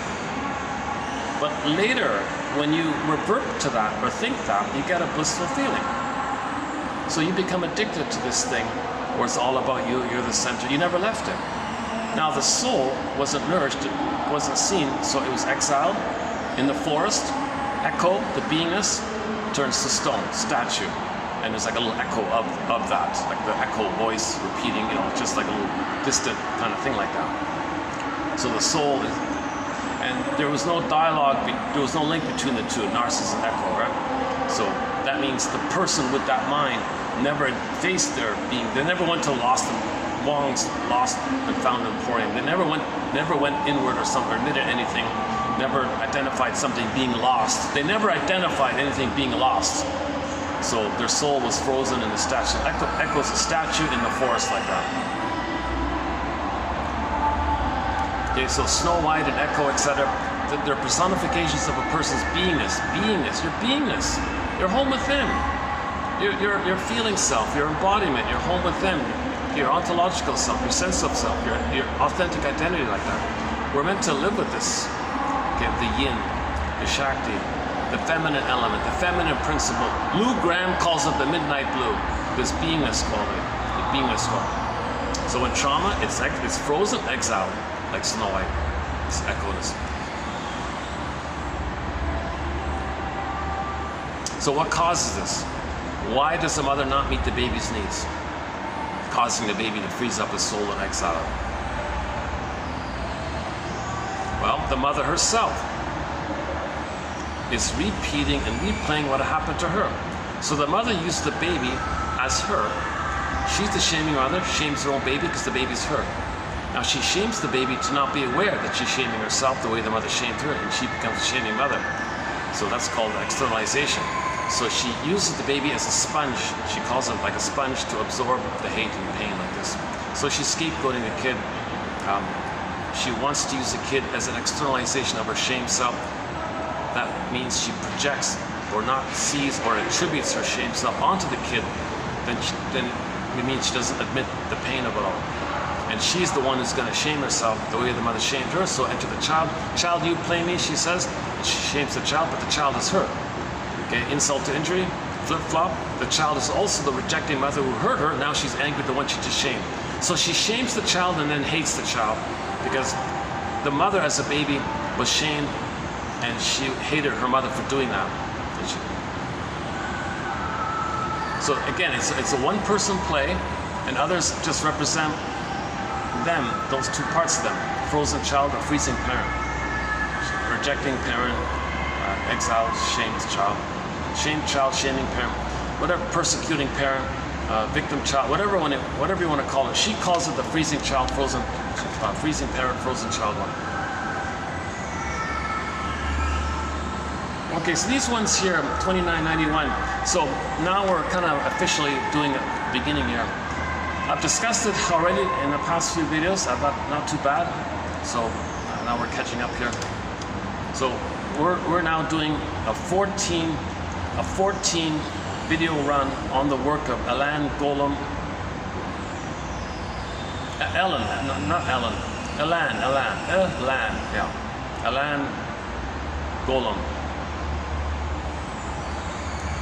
Okay, so she wrote 2 books, Trapped in the Mirror, 1992, classic. It's anybody who reads about narcissism or self-help books, they're bound to come across it. It's considered a kind of a classic in the field like that. And it's a good book, and a lot of people quote it, refer to it, kind of thing. So it's been around a long time, made her a little famous like that. And that's it, we never heard anything from her. That was just the one book, right? And then almost 25 years after that, in 2016, I think, she wrote a follow-up, a sequel. Excellent. The sequel is even better than the first one. Barely anyone's heard of it. That's called Unloved Again. She said she was going to call it Next Time Choose Love. She changed her mind. She called it Unloved Again, to talk about the repetition compulsion of it all. So it's also a book about repeating. When there's trauma, we repeat. So you weren't loved as a baby, you find others who don't love you, unloved again. You do it again and again, unloved again. That's an excellent little book. To my surprise, nobody published it. Well, I don't know the story, but she self-published it. So she had to pay out of pocket to publish it herself, and she was even giving it away or something for a while.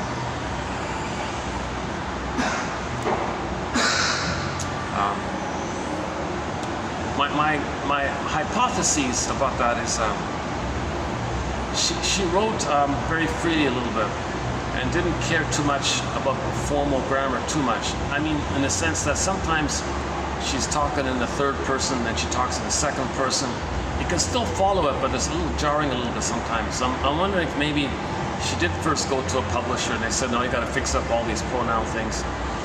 Oh, I'm too tired. I'm in my 70s here. Come on, it's good enough. It's, no, it makes us look bad. You got to correct it. Oh, hell with it. I'll publish it myself. I'm guessing that's what happened. So it's the publishing company is called. It's well worth. It's for the $3.99, the price of a coffee. For the price of a coffee, I highly recommend going to that self-publishing company called iUniverse. Written as one word, letter I, iUniverse.com. Just in the search engine, type in Unloved Again, and you can get it there. You get a PDF file. Oh my God, that's a great little book. You know, I would get it before that, if that company goes, like Janoff was self-publishing, and those self-publishing companies went under, and you can't get those books anymore. They're very hard to get, kind of thing. So I would get a copy just in case that company goes under or something.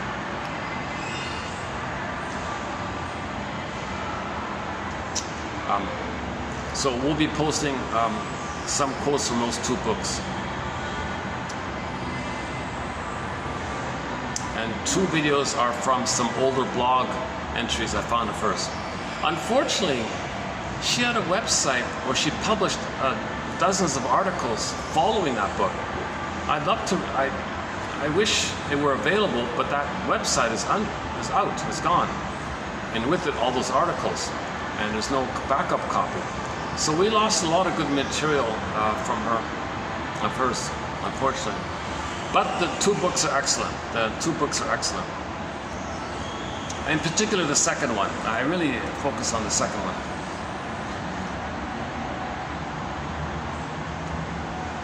So having in your mind a freezing mother or parent construct, and in your mind memories of how you froze as a child in the trauma. That's trauma. Now when there's trauma, we repeat.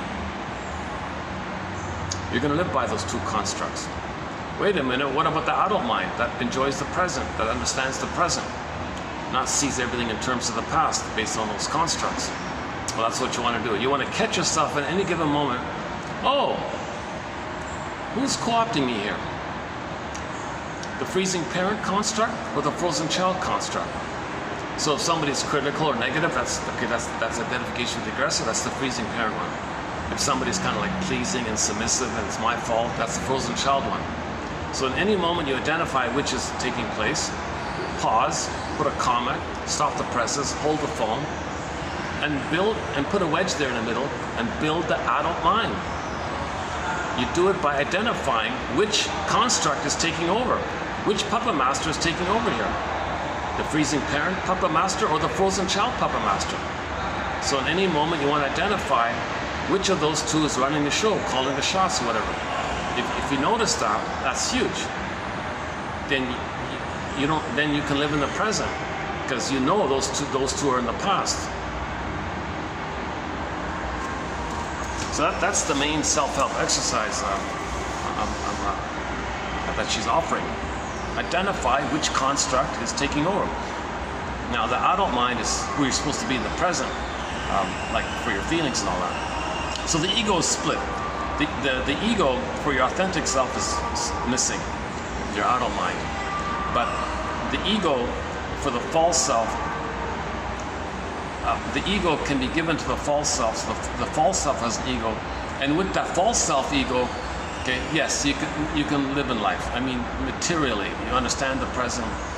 You can pay the bills, drive a car. You can do stuff in the present with that ego. But the ego related to your feeling self, the mind of your feeling self, the connection to your feeling self, the awareness of your feeling self, okay, that's missing. It's gone. So that's what we got to bring up and repair and get back again and build and so on. So that's build the adult mind, build a healthy ego like that, the authentic, the conscious ego like that. Now the unconscious ego, you see, the freezing parent is considered to have a mind of its own. The frozen child has a mind of its own. So they have little egos too, little minds like that. Okay. So you got these, like, the mind is fragmented a little bit, right? Now the mind belonging to the freezing parent, that's a very powerful mind, and the frozen child is a powerful mind. Okay. So the authentic self is missing. The mind is missing. Okay. Now the false self is an ego to deal with life, and the false self ego, it just maintains you using the false self construct, like narcissism, like the bully pattern, whatever, codependent pattern. That's called neurotic pride, okay, and wanting your supply, jungle slogans. So, like all these characters in Twilight Zone. Oh, 1 second. Let's let these people pass here for a minute. Yeah.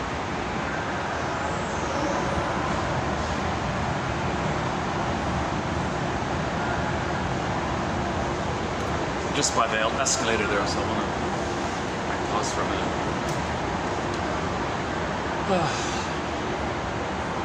Luckily, it's not so noisy anymore, right? The conference calmed down.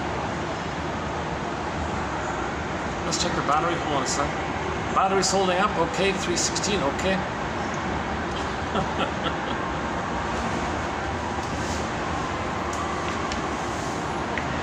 Maybe I can just hold on a sec. Let's. On that point, freezing parent, frozen child. Let's hold a second.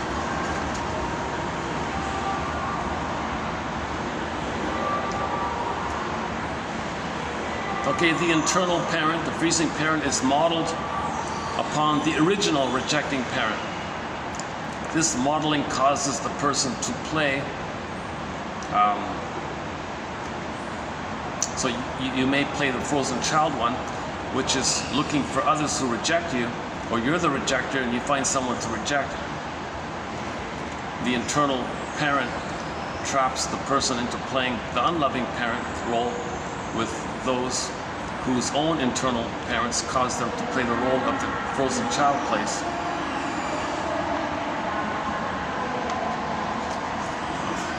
Hang on.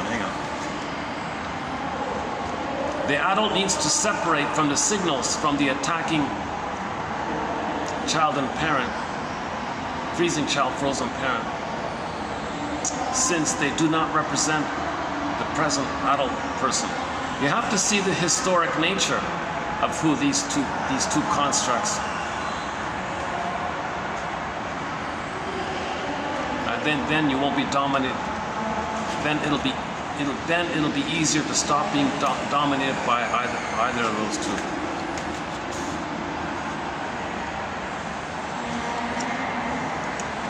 We need to know our frozen child to feel our child's suffering in order to stop projecting suffering in others.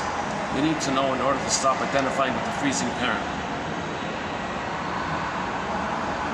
Okay, so if you identify with the freezing parent, you have a frozen child underneath.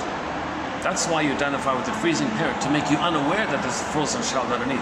Now, some people just come from the frozen child place. They don't identify with the aggressor. Some people have greater pain, so they identify with the aggressor. So that was talked about a fair bit yesterday. You know, on this point, kind of refer you to the past couple of videos. I won't do it here. So trauma before 18 months, they're going to identify with the aggressor. Trauma a little bit later on, they just maintain their childlike place. So it's a greater pain to be traumatized prior to 18 months. So you identify with the aggressor. You make that deal, right? You get mother's power. You find others to play you. You minimize the pain. You minimize awareness of the pain when you shame others playing you. And then you hate the ones you just shame. So you get mother's power like that. But this makes you unaware of the frozen child within. So to get out of this, you got to identify the frozen child underneath the freezing parent modality. So somebody with the narcissistic pattern, the bully pattern, Iago pattern, lower functioning, all those negative personality patterns, right? The first step is to identify that their behavior is there to make them unaware of the frozen child underneath. They're trying to protect it. It's defense to not feel the pain of the frozen child. So that's why it's so hard. That's why that guy in the Twilight Zone, Lost and Found Emporium, that older guy, he did a great job. Neither frozen child nor freezing parent should be in control of the person. So you want to put them in their place, so to speak, meaning they're relics, meaning you identify them as relics of the past. That as a child we created this model in our desperation, but we're not in that past anymore. But you're dominated by that working model. You're using the same old tired working model with your mother, with everybody? Come on. You'll never find love, because if you see everybody as the freezing parent, you're always angry at them, you never trust anyone, there's no love or affection. If you see everybody as your shamed self that you want to shame because you're the freezing parent, everyone will avoid you, like the guy in the Twilight Zone.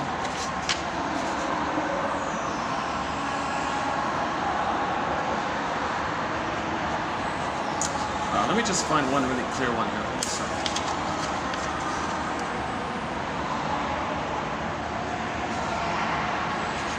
The more the adult caters to the frozen child and freezing parent, the more powerless he or she feels. The adult surrenders his or her thinking to the two of them and loses the sense of having an adult self. The person is living in the past. Okay, so once you're freezing parent, so the construct means your memories. It's timeless, a lot of pain like that, unresolved. It's a model for the world. The mother is the world for the baby, so you see the world based on that prototype. You apply that original to everything. Okay, the same with yourself, like that. So once those two constructs take over the person, you're still living in the past. You're loyal in the past. The pain of it is your understanding of love, and you want more love. So you're stuck in the past, loyal to the mother, hoping for mother's love, repeating this painful traumatic attachment, trying to get out of it, it's unresolved, stuck there, right?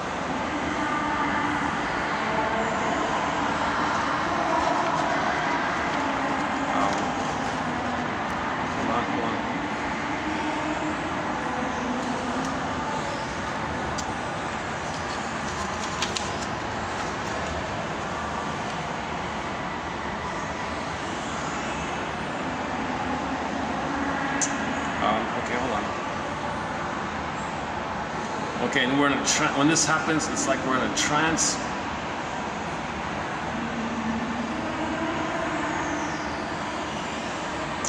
Okay, there's the addictive part of it, there's the compulsion part of it. You want to take yourself out of the guilty box finally.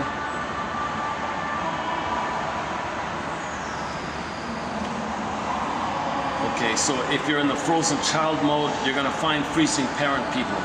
So you're going to find parent copies. She calls them copies of your parent. People who are psychologically like your mother, to continue that struggle, to continue that fight. Come on, mother, change your ways. Come on, mother, how can I please you? How can I save you? How can I fix you? So find somebody who reminds you of the mother and you're still in that mode. Or if you identify with the aggressor, you got to find someone else trying to do that with you, which you shame and reject. And then hate. Yeah. Copying the parent who mistreated you is an attempt to cajole the internal freezing parent. So when the baby identifies with the aggressor, he thinks that's a survival strategy.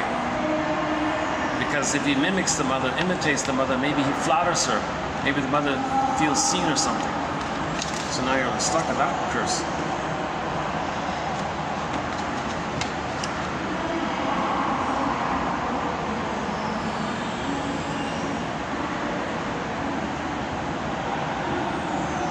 Okay, the rejecting indifferent parent becomes a construct in the child's mind we call the internal freezing parent. The terrified child similarly becomes a construct we call the internal frozen child. The jargon, but they call it introject.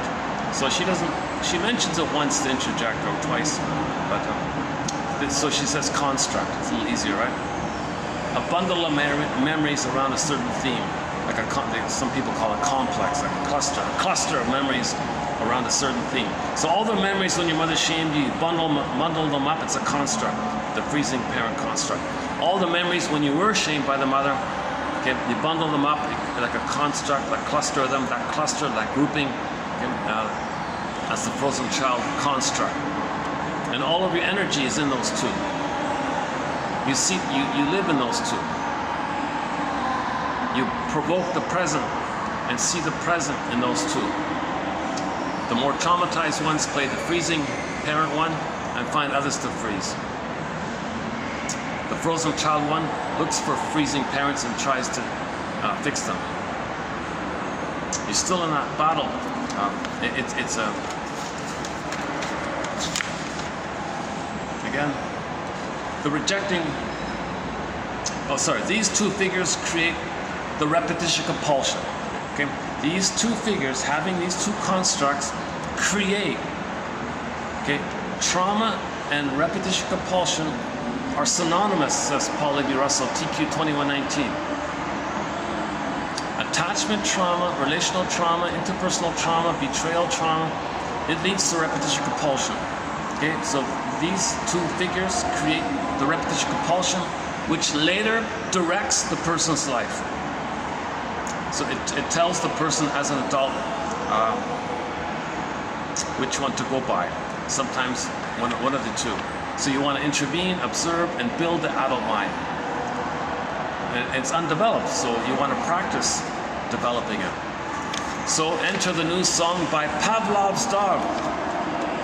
The band, we have on our soundtrack, we have 4 songs by the classic rock band Pavlov's Dog. Julia, Late November, Theme from Subway Sue, an Episode, 4 great songs off their first album. The band just announced, the lead singer David Surkamp, just announced that next year in 2025, they're going to be releasing their new album, their latest album called Wonderlust, not Wanderlust, Wonder. I wonder if you wonder. I wonder about that. Do you wonder about that? Wonder, W-O, Wonderlust. Interesting evolution. See, the Wanderlust is just searching for some day to get mother's love. Well, let's wonder about that. Wonder about our wandering. Rosenberg has the song, I wonder if you wonder. Wanderlust. So to build the adult mind, we go back and pick up there where we left off. We were meant to be explorers. Now voyagers seek thou forth, be an explorer, wonder, curiosity, question, trial and error. You learn by trial and error. Wonder, I wonder, is it this, is it this? I wonder, what do you like, what do you like? It's to find out what you like, to get in touch with your authentic self.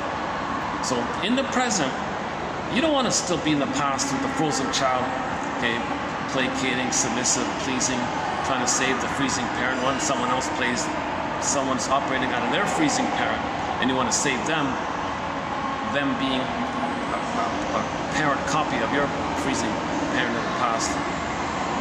So the person present is a stand-in for the mother in the past, and you're still trying to save the mother in the past by trying to save the person in the present. But the person in the present isn't the mother in the past, but you're not aware of it.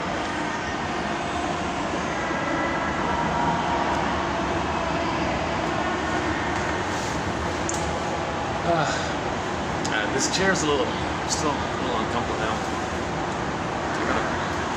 It's a great little chair. Like, it's light as it folds up into a little bag, like a foot long, like a shoe or something, and like a shoe box. It fits into a shoe box basically, and it's light as a feather. It's a great little chair, but it has too much of a sag, like a hammocky thing. It's not wide. It's too narrow.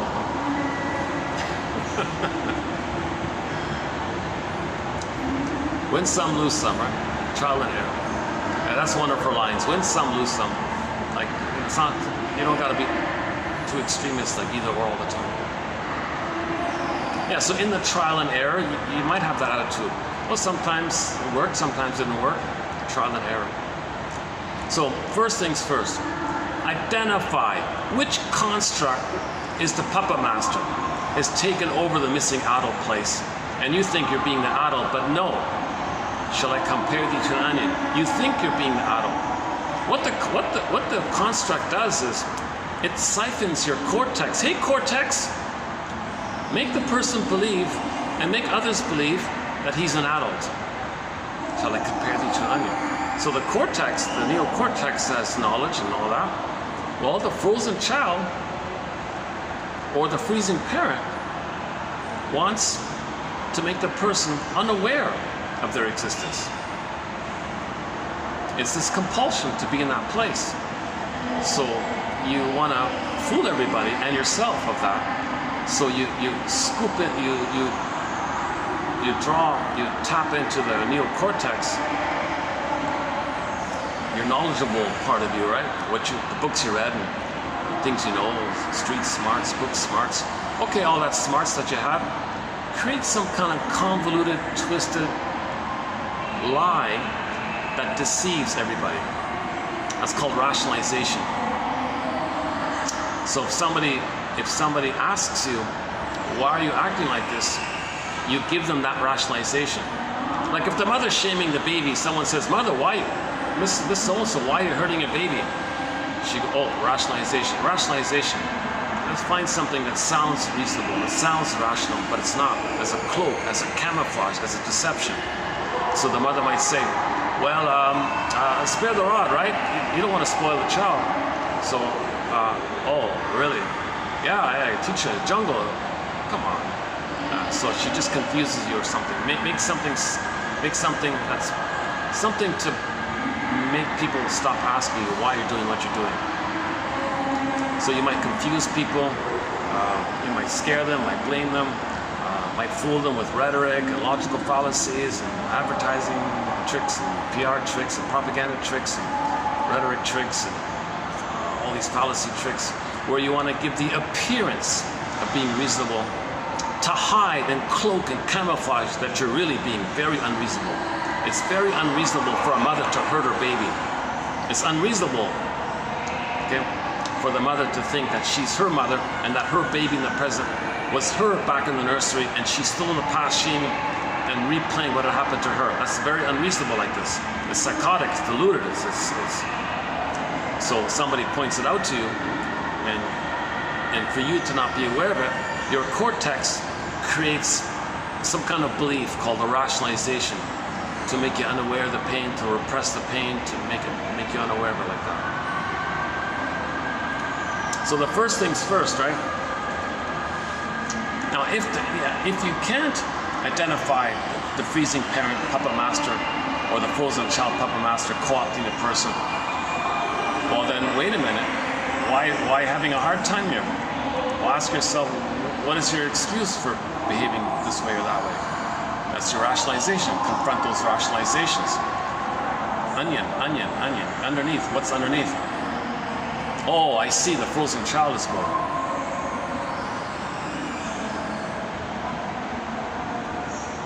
So in prejudice, for example, somebody says all these negative things about others. Well, that's the freezing parent one. No, I'm being a reasonable adult here. No, you're being the freezing parent construct from the nursery. You're acting like the shaming mother who hurt you, didn't meet your needs. You thought she was so rejecting, so cruel like that. You're acting like her. So confront your lies, but those lies make you unaware of what you're doing. So you got to be a little courageous like that or something. Look in the mirror like that or something. Yeah, look in the mirror like that guy. Somehow do the layer thing. Get to the point where you can identify which puppet master is co-opting the missing adult. Only the adult you can live in the present. Only the adult makes you live in the present. The adult is linked with the missing natural child, you might say, if you want to use that model. The natural spontaneous child, meaning a feelings side for the present. But if you're operating out of the frozen parent or the frozen child, you're still in the past. You're still frozen, operating out of the timelessness of that painful, unresolved, unfinished business. Too much pain there. And because of the pain, you're stuck there and you see everything based on that. So the present is still that painful point, that thorn, that painful point. That's why you gotta pull that's why you wanna have it so that nature lifts up that thorn for you. You don't lift up the thorn. So repetition compulsion means there's a thorn, right? Metaphorical thorn. Thorn state. Thursday.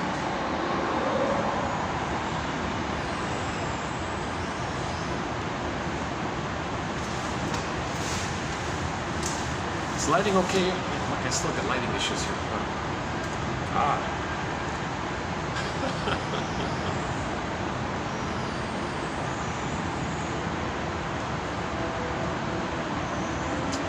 So yeah, just like they're building the building, we want to build ideas and things, right? We build a mind.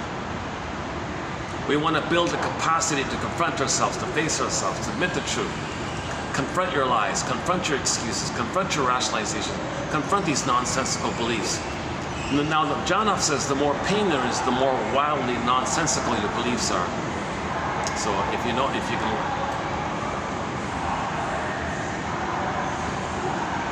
So if you believe in occult things and far out things, that's defense against making you unaware of the pain of the psychology.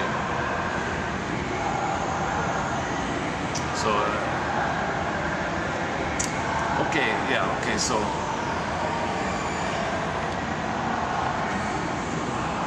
so the frozen child, like if you're anxious, that'd be the frozen child, right?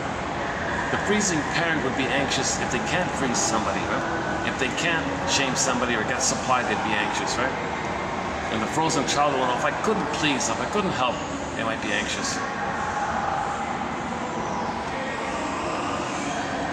Okay, so we'll be posting some more quotes about how to build that adult mind. But when you identify which of the two, okay, relics of the past, in the past, in the past, you're in the present, you're in the present. Well, how do I live in the present? I don't know what I like. I don't know how to make a decision in the present. I only know what's familiar, the past. Either shame others or find someone who will shame me, and I try to save them. Oh my God. That's past stuff, that's relic stuff, that's ancient history, right? That's archaic, ancient history, that trauma in the nursery. So build an adult mind, build a reasonable mind in the present. So she focuses on this trial and error kind of thing. Well, see if you like this.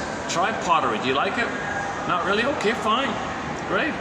Try another hobby, or try another activity or something.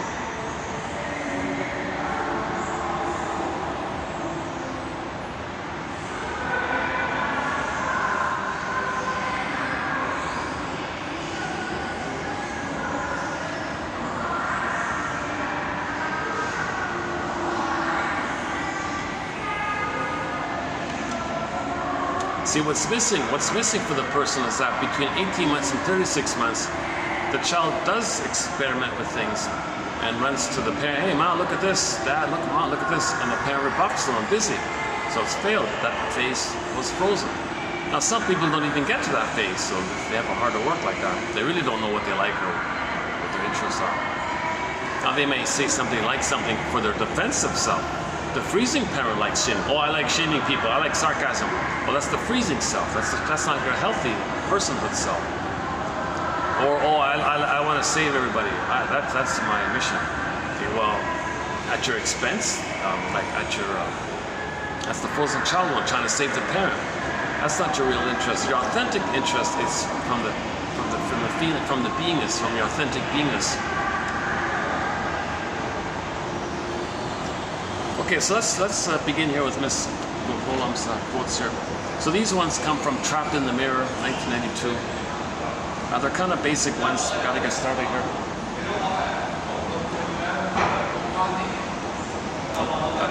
Let's let these people pass by here. Hold on a second.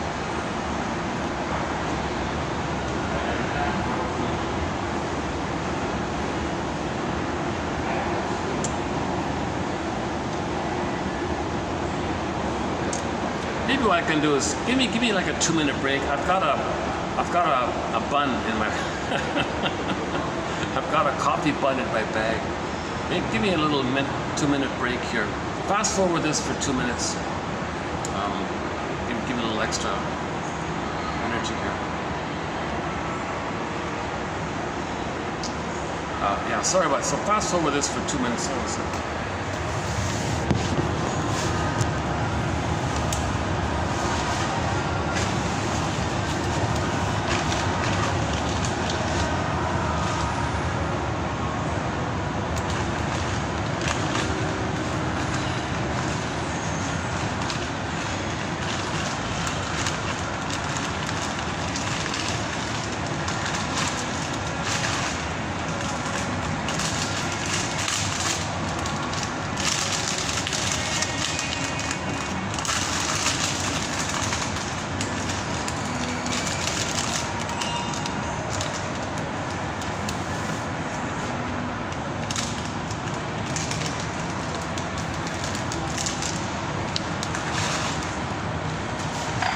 Let's do this.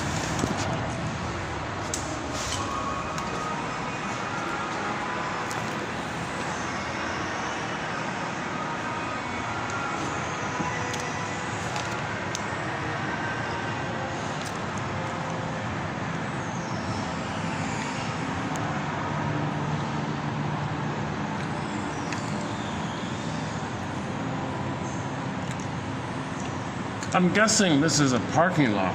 I'm not sure.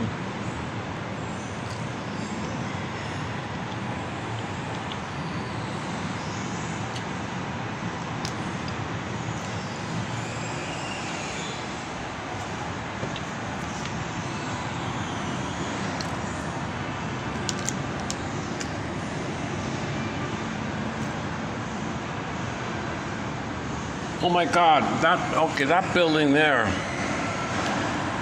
2 years ago, I started doing videos, that narrow one there, the gray and black one. The problem is the music in their outdoor restaurant part. It's ridiculously loud. I couldn't do it there.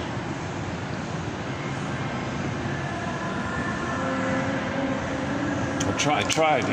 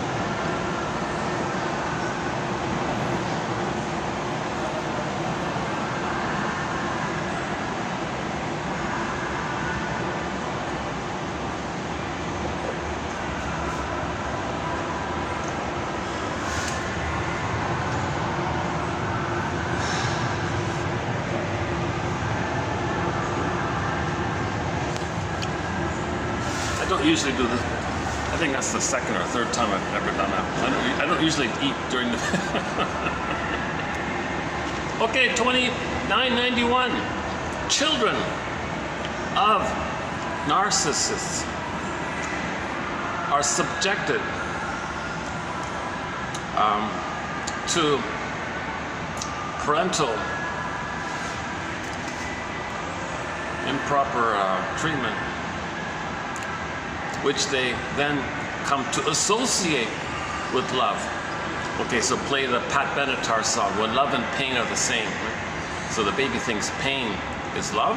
Oh my God, he's got to have love. Is pain? How is that going to work? Well, just call it love. Let's call it the libidinalization of psychic pain. Berger's idea, the pleasure and displeasure phenomenon. The parent criticizes not only what they do, but who they are. As mentioned before, hearing not, that's wrong, but you're wrong. Whoa! That's the theory about the children. They don't separate their beingness and their doing. Their doing is so filled with their being. So if you criticize their doing, they think their beingness is being criticized. So parents, one self-help author says, parents need to make an extra effort to clarify that there's a difference between their beingness and their doingness. Think about the baby. Yeah, think about the baby being traumatized at birth. He thinks his beingness is rejected.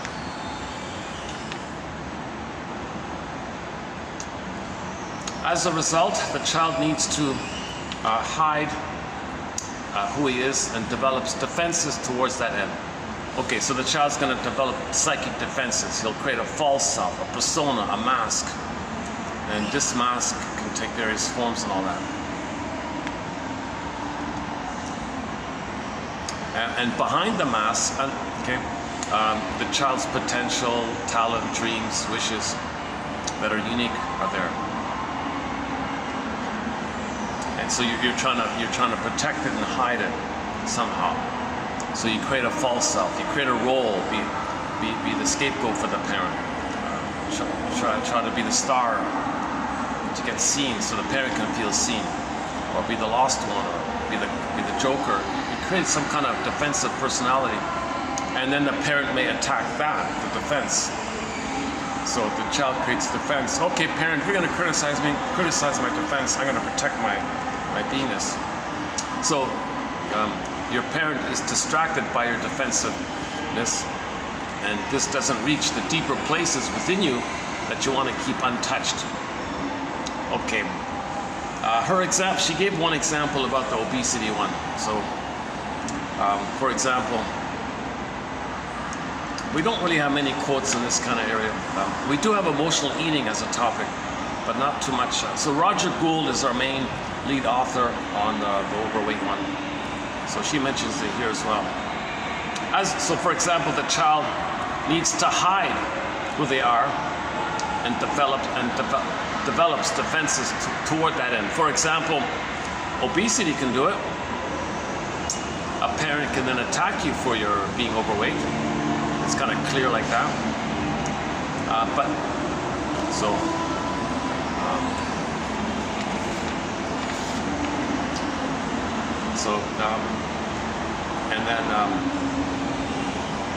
So the child says, "See, mother, if I hide behind my obesity, then you can't find the real me. You can't see the real me. I'm hiding in here. I'm hiding in the fat.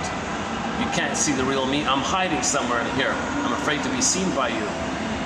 The fatter the person gets, the more invisible they are. I mean, the authentic self is invisible. The authentic self can hide and hide. The bigger the obesity, they can hide more. There's more of a barrier, more of a shield, more of a protector thing like that. So they're trying to protect. So the obesity is the false self to protect the real self. That's one of our examples like that.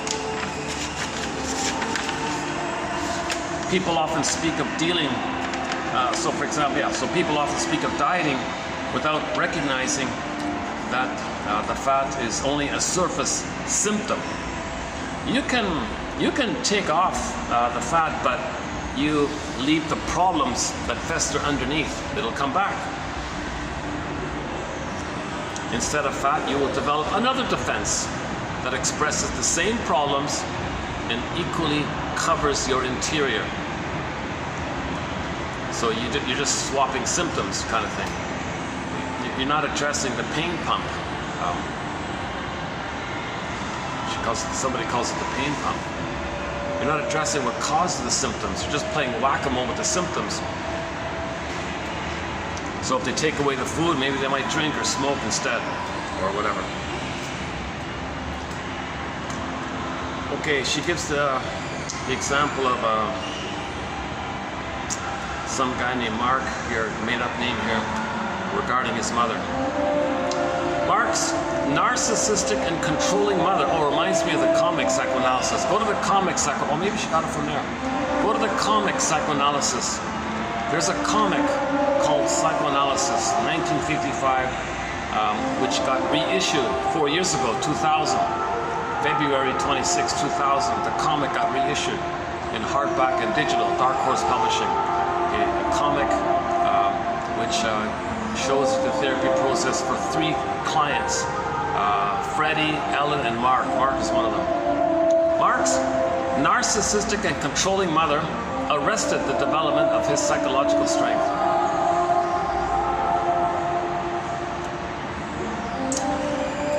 He was distracted by his mother's intrusiveness. So she was impinging and clinging and demanding. She would hover. She would listen in what he's doing, watch what he's doing. You know, or if he's talking to somebody, she would listen, eavesdrop, or you know, this hovering helicopter kind of thing. So his self-esteem was undermined, of course. He wanted to please her and still be himself. Contradictory motivations that subverted his concentration.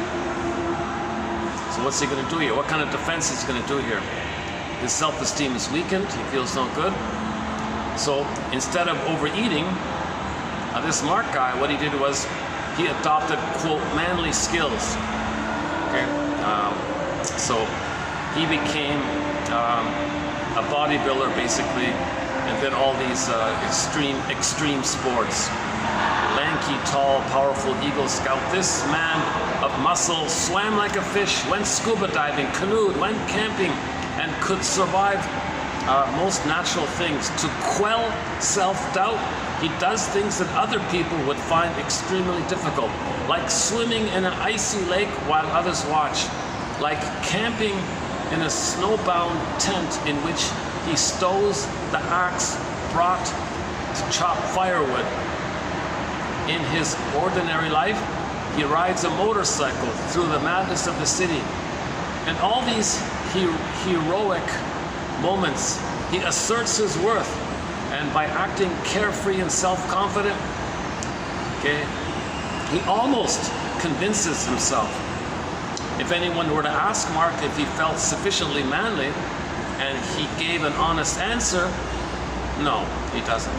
Instead of facing his feelings of inadequacy, he compensates by becoming a he-man, the physical one. So that's one shield, right? That's one shield. So people can attack his bodybuilding, whatever. He protects his vulnerable child inside.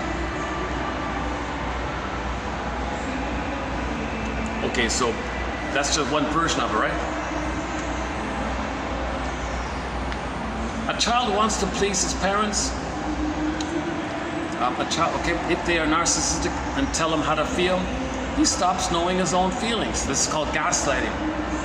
The word of the year by the Merriam-Webster Dictionary Company, 2022, gaslighting. Very common with narcissistic parents. They're master gaslighters. Baby has a need of feeling, no you don't, yes I do, no you don't, I don't, oh. Because the baby is her. It's an extension of her. The baby has no autonomy. The baby is not seen as a person in their own right to the mother. The mother doesn't see people as people. The mother is in a one-person drama, and she's the center of it all.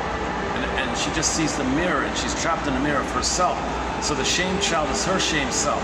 Child says, no, I'm not your shamed you, mother, I'm me. No, you're not, you're my shamed me. No, I'm me. No, you're not you, you're my shamed self. He's very gaslit by this. So the result is athemolexia. His feelings freeze up, flash frozen, exiled, Snow White in the box. A narcissistic parent declares his child's natural feelings as wrong if they are in disagreement with his own. The mother's enraged that she's supposed to mirror and recognize the child's feelings. The mother only uses the child to mirror her. She's enraged that she's supposed to give something to the baby. She thinks the baby's there as a symbolic breast to feed her and supply her. So the child's misbehaving, she thinks, and she punishes the child. No, your role is to mirror me, see me, be the mother that I never had. The mother has a compulsion that someday she'll get mother's love. Oh, there's a baby. Someday, maybe the baby will do it. Baby, you'll be my mother. So back to the Saturday Twilight Zone. Someday, it's the Sunday, they call it someday. So she has this someday delusion that the mother can be the parent for her. Delusional stuff. The child says, no, I'm not your mother. I'm not the missing good mother that you needed back then in the nursery. Oh, yes you are. No, I'm not. Oh, yes you are. You have to be. I have this relentless compulsion to get mother's love, and you gotta be it.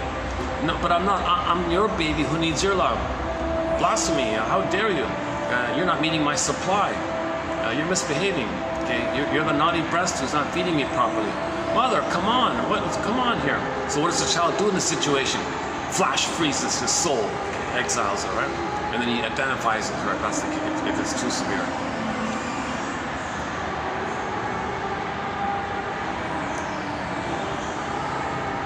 So the narcissistic parent wants to be mirrored as a god, beyond criticism. Narcissists don't want feedback, they don't want truth, they can't be honest, remember? They can't admit a real feeling, they can't touch a real feeling, there's the pain associated with it. They're stuck at that place, give me supply, give me supply. And their whole personality is designed to get supply. They call it ego food. Not a useful, that phrase is not too useful, but. So their whole false self. Hey, false self, use your street knowledge and your book knowledge and all your PhDs. Create some clever, deceptive way to charm, fool, deceive. Okay? Use every trick in the book to scare people, confuse people, and then they'll turn to you and think you're the authority. They'll think you're one up, they're one down, and you'll get supply like that. So all they want to do is find some propaganda technique, advertising technique, rhetoric technique. Okay? It's called trance logic. The jargon is trance logic.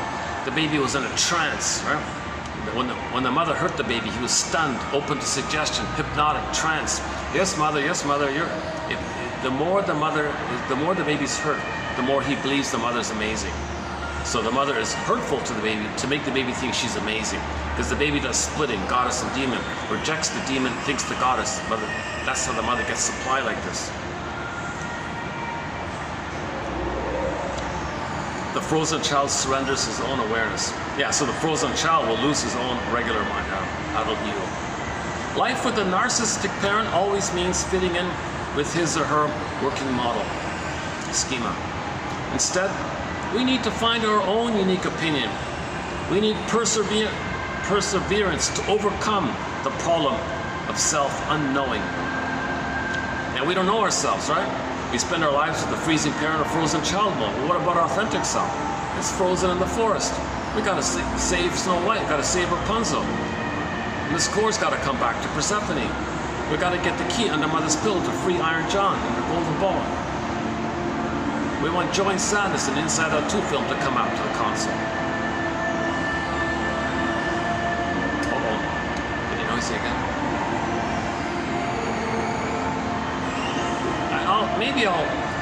Usually what my routine is when I come here is I close up at the park at the end. I can only last like 10 minutes in the heat out there. But if it gets, let's see, what time is it? 3:59. Battery's holding up. Battery's holding up, right? So, battery's holding up. Okay. Where are we here? Children of narcissists usually do not know their abilities because the parents' responses interfered with their unfolding. Yeah. The parent needs to be seen. I mean, the child needs to be seen. The parent's supposed to say, how awesome, look at you, I see you, that's great. Yes, and creative improv. Yes, you're learning, I welcome that. Mother, you welcome my learning? I can have myself? I can be me? Oh yes. So I don't have to sacrifice myself to please you? No. But some others say the opposite. No, you can't be you. Mother, can't I be me? No. If you be you, you're against me. With me, you're against me. Oh my God. No baby would make it on his own without a mother, so he will be with the mother. He'll sacrifice himself to traumatic attachment. Is it pain by this? Turns to the one for soothing who caused them pain. Huge traumatic attachment. Hence the idea love is pain now. He's got to make it up. Love, pain is love like that. He'll be masochistic or sadistic in his life, kind of thing. And again, back to Mr. Clark's quote. This is all at the breastfeeding time. The breast is supposed to be one and continuous for the baby. So in the aggressor one,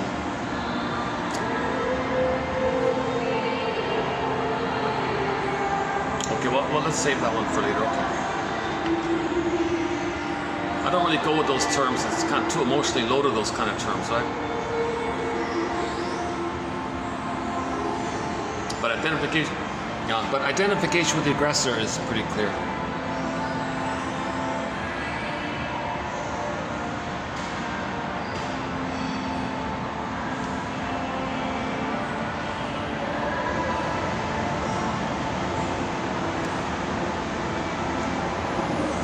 Where are we here?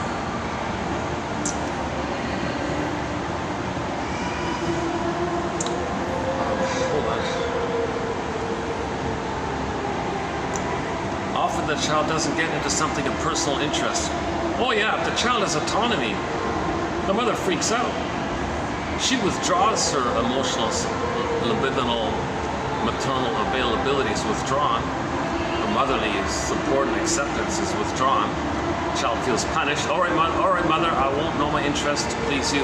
And then she rewards this regression, this symbiotic regression. The mother wants supply. To get supply, she punishes the child's autonomy, but rewards the child trying to please her.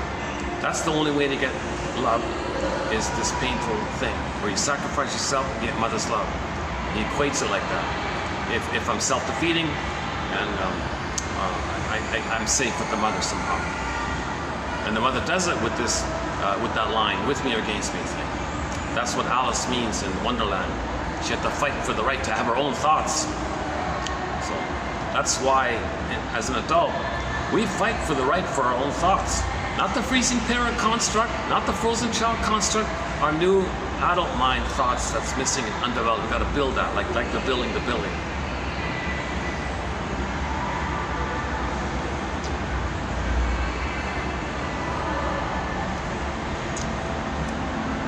Okay, so they may develop a role to please the mother and so on.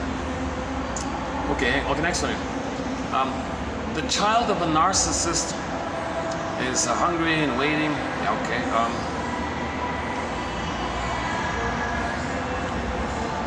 This leads to ennui. This issue that the baby is supposed to get a proper feeding, a proper once a month, not just physical food, a rhythm of safety, the warmth and the comfort and the safety and the tenderness and the warmth and the tenderness, the kind of warm, affectionate tenderness, this soft, warm feeling where the mother is attuned. There's an attunement, like a music there. And she gets the messages and she supplies, she recognizes, she soothes, she sees, she hears, she feels, she admits, she accepts, she welcomes. Okay, she needs that kind of experience. So if he never got it, he'll search his whole life searching for it. But the thing with ennui is, he never got a glimpse of what he's looking for.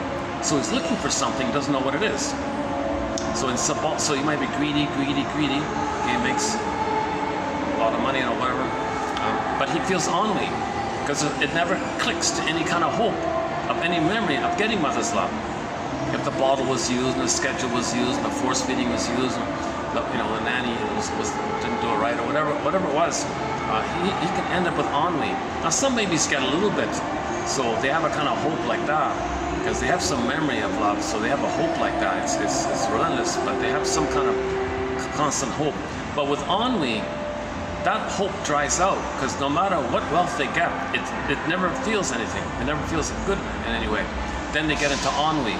If they get into ennui, Inside Out 2 film, the ennui character, okay? And we did 3 videos on it. That can be why you see a lot of anger out there, because they got ennui. The greed never satisfies. The envy doesn't satisfy even. Nothing satisfies. They end up with ennui. So things get worse like that. Go to the 3 videos on ennui. That's an important topic. That's a really challenging topic about ennui. On what? Ennui. It's more than boredom. It's way more than boredom. So one line is, the poor, somebody said the poor are bored, but the wealthy have ennui. So the poor have some kind of hope. The mother loved them. They're trying. In poor conditions have a hope like that. They're bored if they can't get it. They're trying, but they can't get it. They're bored. But there's still some memory of some love that they want to get. So they're kind of bored like that. But with ennui, you see, the wealthy people should be satisfied, but they're never satisfied. Like that guy in the fortune cookie story. He was never satisfied. He had ennui, so he was destructive. And was cynical and destructive all the time. He would lie and destroy, and he still had ennui. So he was scooping it up endlessly and never satiated. So in that Twilight Zone episode, he was eating 24/7, 24 hours a day, gobbling up food, wolfing like a hungry wolf. Just imagine a wolf gobbling down, like a hungry dog at his bowl or something. He's gulping down, gulping, but he doesn't stop. He doesn't gain weight. He's never satiated. Just imagine them stuck at the bowl, gulping, gulping, gulping, non-stop. He doesn't want to go out to play with the frisbee. He doesn't want to play with the ball. He's stuck there, gulping, gulping, gulping, all day long. Doesn't sleep, just keeps going. So, at some point, it leads to ennui.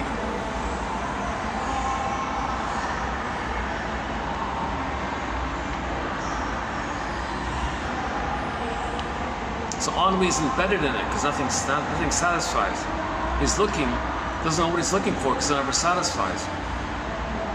So ennui is a special kind of quality that's an intense times 10 over the envy.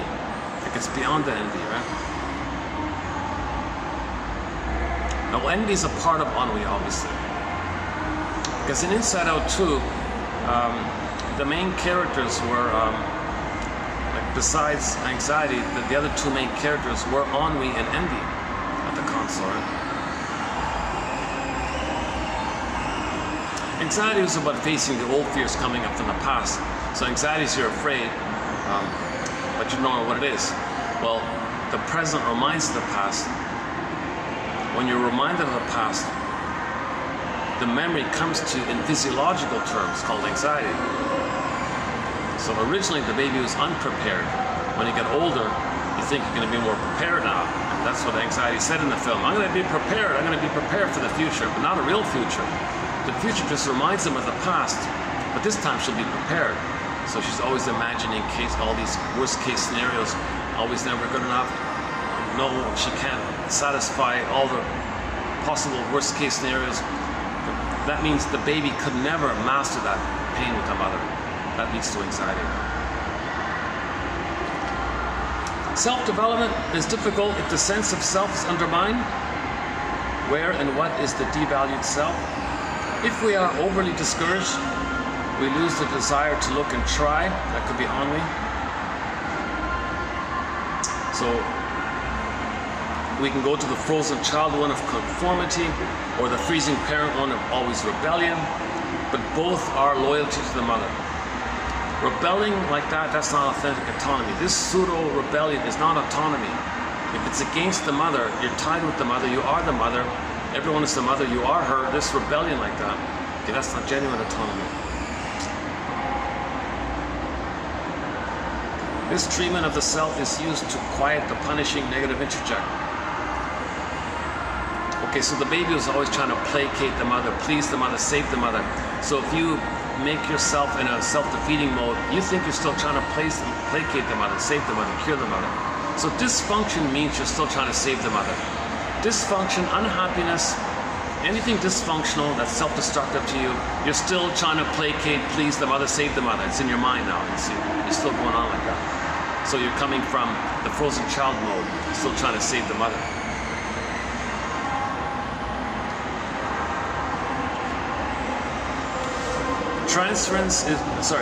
Narcissism is also a tale of codependency. So narcissism clings, like the alcoholic clings to the bottle and the partner clings to him, he's clinging to the bottle, that famous image. Well, narcissism is clinging to him trapped in the mirror, let's say. So it's some kind of image. And the codependent person, the duped rescuer, or the flying monkey, or the coattail, or the donkey, or what's the other one? The underling, all these ones, or the clinging vine narcissist. They're holding on to him, and he's holding on to the image that he's a little god. So it's also a tale of codependency. The narcissist stars in a psychic play with only one character. A play, like on a stage, one-man play. And in that play, all you see him doing is looking into the pool of water, transfixed in love with this image. That's the whole play.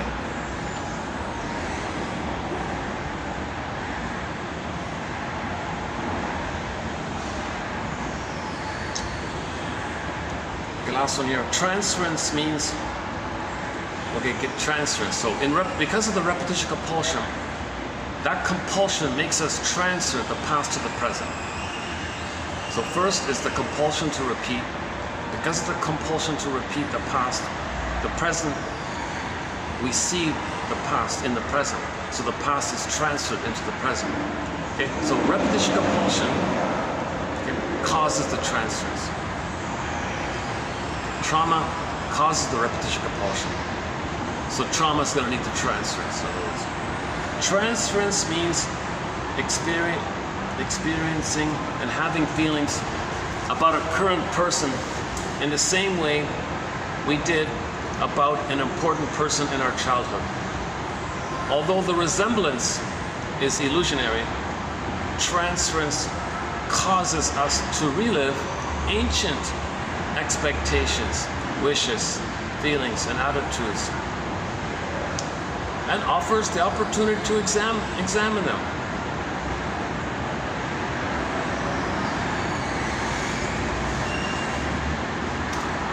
So somebody in the present, if they remind you of the parent, that means you transferred the parent to the person in the present.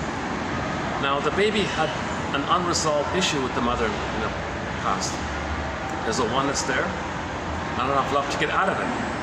So you look around, you search the world, whatever, wanderlust, maybe you're a wanderlust. We gotta wonder about this.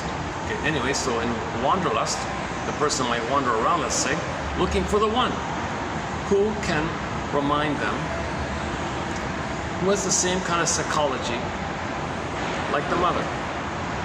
If you find somebody in the present with the same kind of wiring like the mother,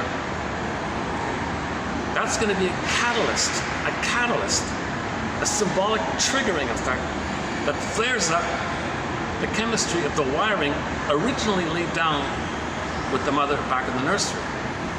Now embedded in that wiring is the blissful oneness you felt with the mother. Okay? So the person in the present triggers up the bliss you had with the mother in the past. Now you don't remember that, but now you're older and you can remember it. That's called falling in love. Okay, puppy love, infatuation, falling in love, being in love. Spellbound, love trance, ooh, wow, right? You're the one, you're my everything. So this honeymoon, this blissful feeling that you're feeling, it's the chemistry of how you felt when you were one with the mother in the past. It was brought up by somebody in the present reminding you of the mother, which flares up the wiring you laid down originally with the mother. And then you say to the person present, oh, you're the one. I love you, you're perfect, now change please. Please invent a time machine, take us back to the nursery, and be the loving mother that I needed. Give me the proper wiring. Let us come back to the present, and I can see you for who you are in the present, not as a stimulus, catalyst, reminder of the past. They can't see the person in the present. They only see the mother in the past. So they're looking for that love again. They're still looking for that unfinished, resolved love from the past. Now the person in the present cannot do that, so it's going to fail. Now you feel what you felt with the mother back then. You'll feel enraged, angry and all that, and you'll say all these angry things because you think the person in the present, you're going to transfer your feelings to the mother in the past to the person in the present. So all that anger you're saying about your mother, you're saying to the person in the present. So all these, you're a heartbreaker, you're a cheater, you're a liar, you're a scammer, you're so cruel, you're so cold, you broke my heart. No, you chose that person to know how you felt with the mother in the past. That's why you chose that person, to get your story of the past. You're drawn to find your story. So you find somebody who reminds you of the past so you can know the past and how you felt in the past. So take it to the past, take it to the source. So some little thing in the present. Oh my God, this thing about the slighting, like some guy was slighted, or he was somewhere or whatever.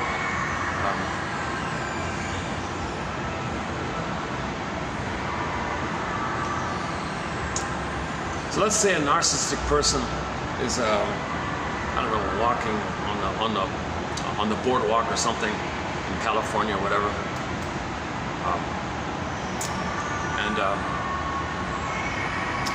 and he maybe looks at somebody or something, and they don't look back. He felt slighted. And the rage he feels, that's related to the mother not seeing him and giving him the oneness. Because he wanted the person on the boardwalk to respond to him. He didn't get the supply. He didn't get the hit. He didn't get that little ego fix, right? That narcissist. He didn't get that little moment of the supply. So that triggers, that was the catalyst of the mother not being around to give him the oneness. Now when the baby doesn't get the oneness, he feels enraged. So that rage, okay, that he felt but forgot was flared up by the person who slighted him. Doesn't know the person, never talked to each other, they don't know each other, nothing. So he felt enraged by that person, shouting all these arrogant, violent things at him. That's for the mother. That's for the mother. You chose somebody to be slighted because that person somehow uncannily reminded you of a possibility that they resemble your mother enough. Now some people have it so bad, they walk down the boardwalk and expect everyone to be afraid of them, expect everyone to look at them. So they might be very bombastic and very scary in their appearance or something, very threatening in their nonverbal behavior, in their tone, in their manner, or their body posture. They might be like an aggressive kind of walking. They expect everyone to kind of look at them, respond to them, be afraid of them, walk away. They want everyone to give them supply. If somebody doesn't, they'll be enraged, right? But that rage he feels by the person who didn't respond to him in some way. See, the narcissists will coerce people to respond to them. They do it with fear, they do it with confusion, they do it with tactics and tricks and hovering and innuendo and implied, and they have a whole trick book, to get attention. But if someone doesn't give them that supply, that attention, the rage they feel being slighted, that's for the person to know how they originally felt with the mother, not getting the oneness. You pick up the mother, didn't you give me the oneness that I'm supposed to have? Didn't you hold me as a baby? Come on, tell me the truth. Mother might say, sorry, I couldn't love you, sorry. I never got love myself. And I resented the idea that I was supposed to give love when I never got it. Oh my God. So the mother had a compulsion herself. The mother can't love the baby if she never had the experience of receiving enough love to be able to love and have an identity. You need an identity to love, the authentic self to love. The mother doesn't have an authentic self. If the mother doesn't have an authentic self, she can't love. The mother's supposed to get enough love from her mother to have that blissful egg, that container, that egg, and then you can hatch out, have an authentic self. Mother never had that. The psychic structure needed to love and have gratitude and feeling is individuation, authentic self. The mother never got that. So the guy the bully character picks up the phone. Oh my God, did you ever hold me? No, I never hold you. Why should I hold you? I wasn't held. You never held me? oh my God, what kind of rotten mother are you? Well, that's the truth. The person's got the truth will upset you free. There's meant to be a grief work process. So part of it is the mourning of it all, the expression of it all. You got to talk to somebody about it. You got to weep. You got to cry. You got to free associate and do the apprehension. Broccoli boat, inside out too. Broccoli boat, free association. Natural response is grieving. So he's got to have like a weeping. But in order to weep and feel now what you couldn't have felt, you got to understand now what the person couldn't back then. So that's why you build knowledge to that area to get to the place called the apprehension, the release, the catharsis. So the person can make the inference. Why are they so angry? Because someone wasn't afraid of them or something. Why are they so angry? Well, that's supply. Right? They want supply. They don't want anybody around who will not give them supply. Geez, that's very scary for them. They're feeling what the baby, what any baby would feel if he had no mother. That's the rage like that. But he's not. He's in the present, but he doesn't know it because his mind is co-opted by the freezing parent, frozen child construct. His mind is commandeering the person, like it's taken over the person or something, right? It's like he doesn't have the adult mind like that. So this is the iceberg metaphor, the power of the unconscious. It's all the energy and the id, the energy. It's powerful force like this undertow. I don't know what you call it, right? Unconscious motivation, unconscious fantasies, construct, schema, working model, blueprint, script, intrapsychic, memory system. And all the energies in there, like all of his passion and eros and life force and love and not love, but like energy and needs and wishes and thoughts and desires and needs, everything about his life force is all in there. So it can go to the frozen child construct or the freezing parent construct. So the guy in the boardwalk, he's dominated by the freezing parent construct, okay? Never wanting to know that it's a shield for the frozen child underneath. So for the frozen child underneath, he has the hope that the frozen child will be seen. So the false self, come on, see me, give me supply, Somebody slights him, whoa. He's back at the time emotionally that how any baby would feel. So he's just refreezing. He's like he had a hope and he froze up again. It's a pain again, right? So he's feeling the rage again. And this has a snowballing effect. Every time someone slights him, it's a snowballing effect. There's more pain comes up. Happens again, another pain. Happens again, another pain. Now he's got to compensate. Lift more weights. Look more scary. Or something. He's got to always compensate like that.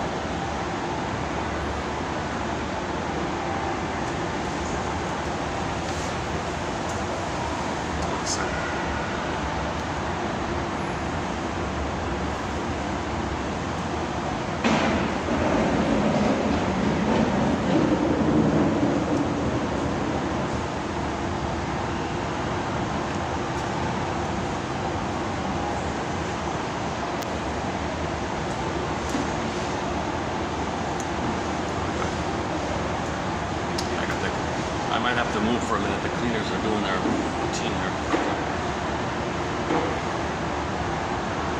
Is that it? Wait, okay, so that's 91.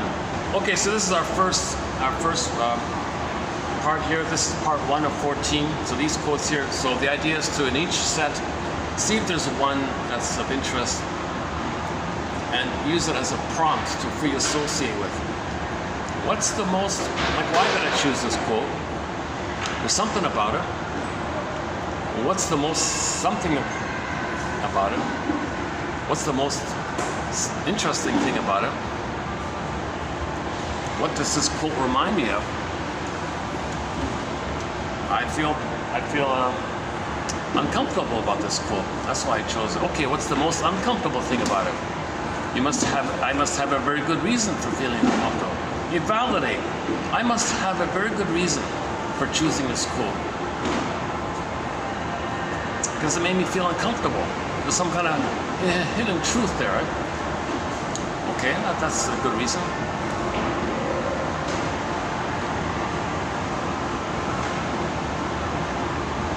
and that's it. One a day. So we got 10,000 here. One a day is roughly 3 years like that. Oh, 3 years. Oh yeah. Those characters in the Twilight Zone, they said it took them 3 years to, well, the two of them, it took them 3 years to find the warehouse, the Emporium. It took them 3 years. Yeah, I just noticed that. So we have 3 years worth of work here. 10 minutes a day for 3 years. So 10,000 quotes over 3 years. Actually, it's almost 4 years, right?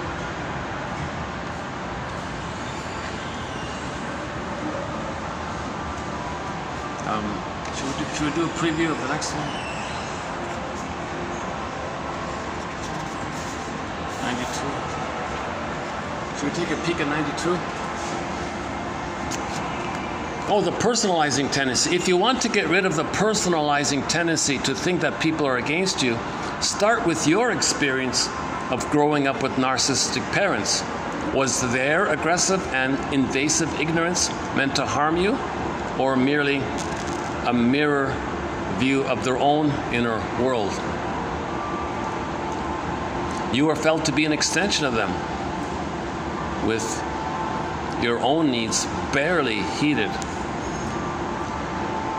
They were drowning people clinging to a spar of wood. So desperate was their situation that they could not see your position. We are afraid to change and repeat behaviors that wreck our lives.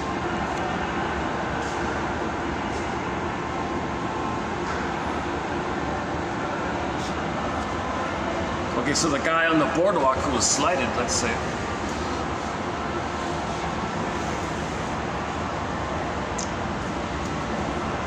so think about your parents. Were they narcissistic? So the guy who was enraged because he was slighted, he's got to think about his parents now. Were the parents narcissistic? Oh, it's right behind you. Oh, let me move to the guy. All right.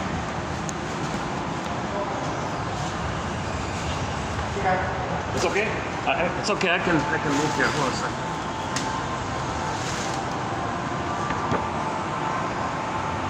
Yeah, you want to go there? Okay.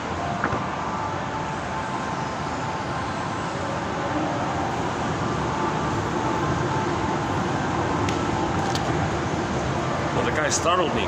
The mop was just right under my foot there.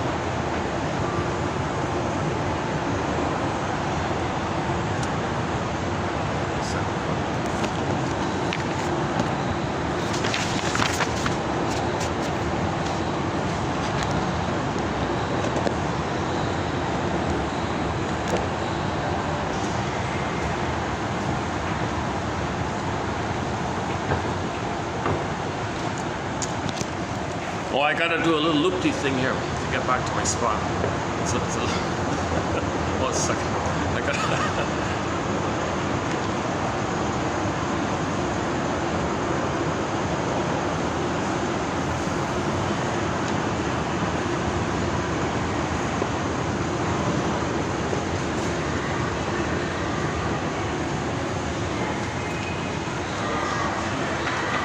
She's trying to do it like it's a separate thing. I can accept it.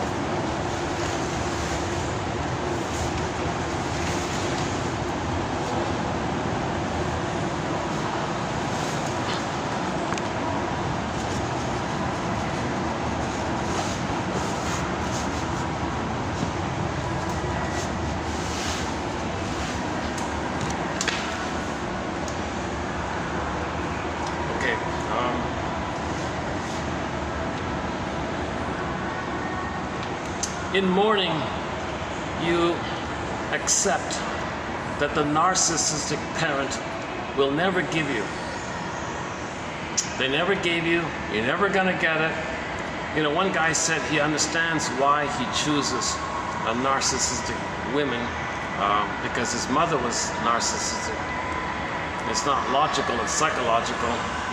It's really quite explainable. Katie Lee sings in her song entitled "It Must Be Something Psychological." It's really quite explainable. She says she only likes men who are unattainable because the mother was unattainable.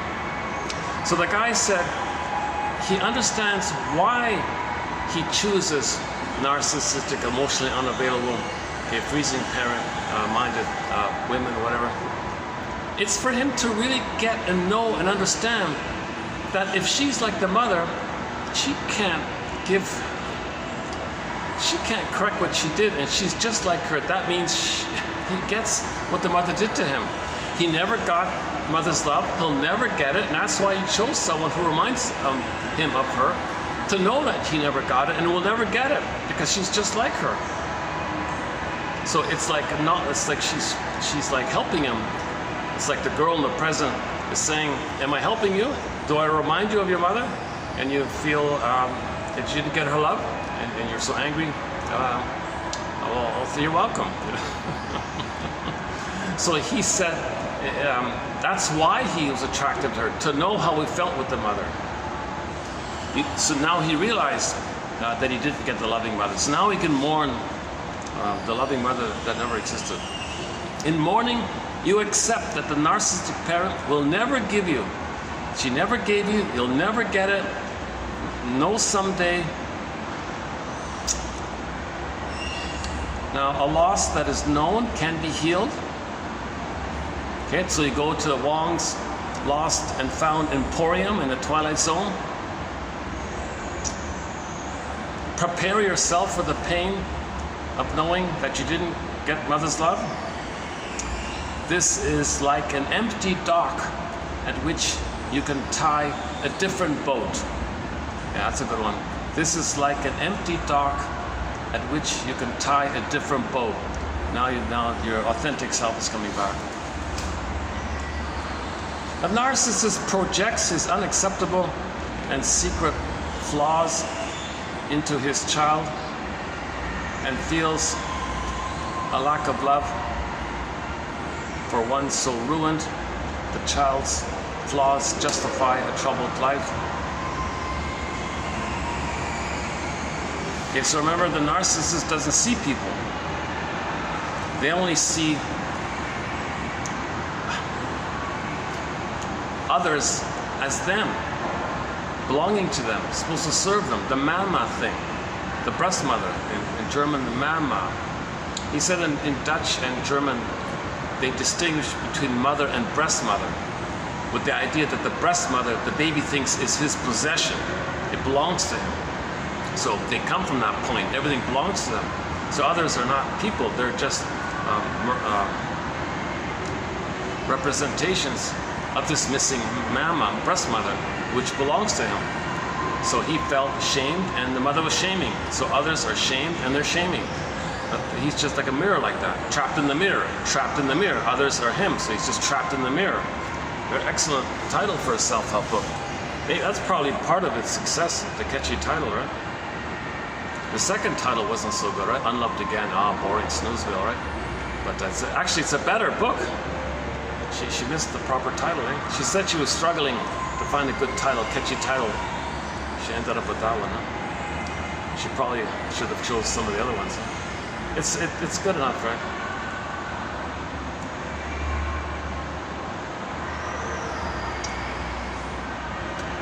The persona is a defensive schema to hide behind, like the false front stores on a Western movie set. When you peer behind the propped up wall, you find nothing. Similarly, behind the grandiose parading, the narcissist feels empty and devoid of value. That's why he's so aggressive to sell the front. to make everyone believe the front. He's got to believe the front. He thinks the false self is that's all he's got, kind of thing. Now, the famous Mr. Winnicott says, well, hold the phone here. The false self is just there to protect your true self, not replace it. But many people think that they don't get that. They think that's all there is. The narcissist cannot see his children as they are, but only as his unconscious needs dictate. Whether idealizing or denigrating, he is entirely unaware that what he sees is a projection, and that his views are laying a horrible burden on the child. What a burden on the child, right? So the narcissist feels really shame and icky inside. Okay, they put that onto the child because the child is that of them. The child's got to carry that. It helps the parent not to be aware that it's within them. So the child is really shamed by this. It is painful to realize that we are with the narcissist to get the love that we never received from our narcissistic parent.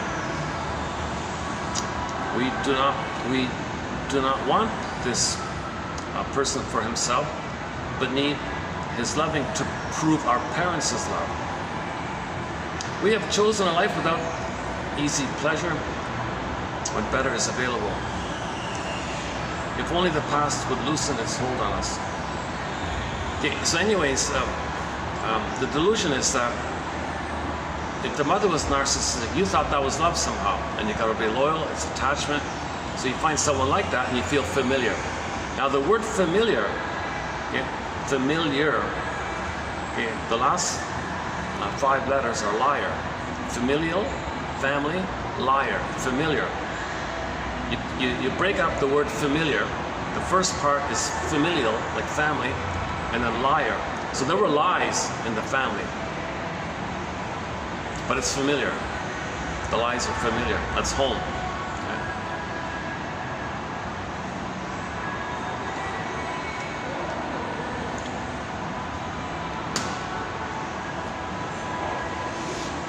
A child's need to believe that his parent loves him no matter how he has been treated caused John to read parental mistreatment as a kind of love. Self-defeating behavior was an act of spite against those who had failed to help.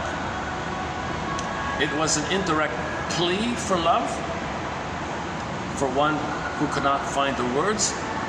In a negative way, unhappiness was a request for love from the negative inner parent. If this introject would have John blame himself, then by following its edicts, he is trying to please that internal need system. As a result, the negative inner parent should love him for acting like a good boy. So when the baby freezes his soul, sacrifices himself to please her, mother says, good boy, here's your love. So he's self-defeating in that mode all the time. To struggle with the invisible force that is the emanation of the negative inner parent, continually trying to control the person's actions. Yeah, so that's the puppet master. The freezing parent takes over the person like the puppet master, controlling the person's actions. So there's where you need to observe this and put them aside, kind of thing. No, that's the past. This is the present.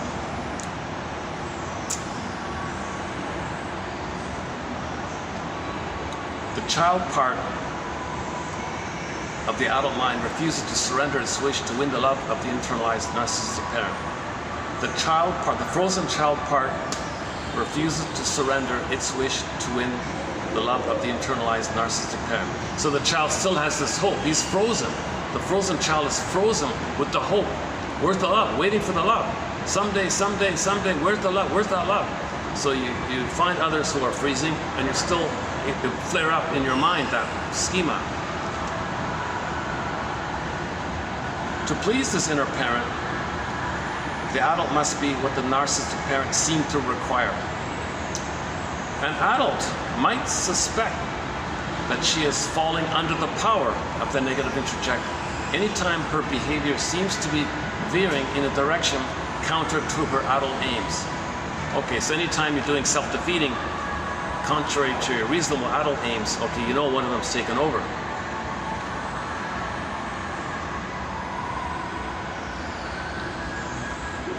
It is a likely explanation for otherwise inexplicable feelings of inadequacy and inferiority, especially when attempting to accomplish something. The negative inner parent undermines the person's effectiveness in the same way the narcissistic parent undermined the child in order to accept her. There is an ongoing disagreement between the adult finding her way in life and her childish part still under the sway of the negative interjector. The adult part can prevail if the person learns to recognize that the messages of this inner parent are wrong. Of course it's wrong. The mother's saying, baby, it's your job to save me. That's wrong. It's no baby was born with the duty that he's supposed to fix his traumatized mother.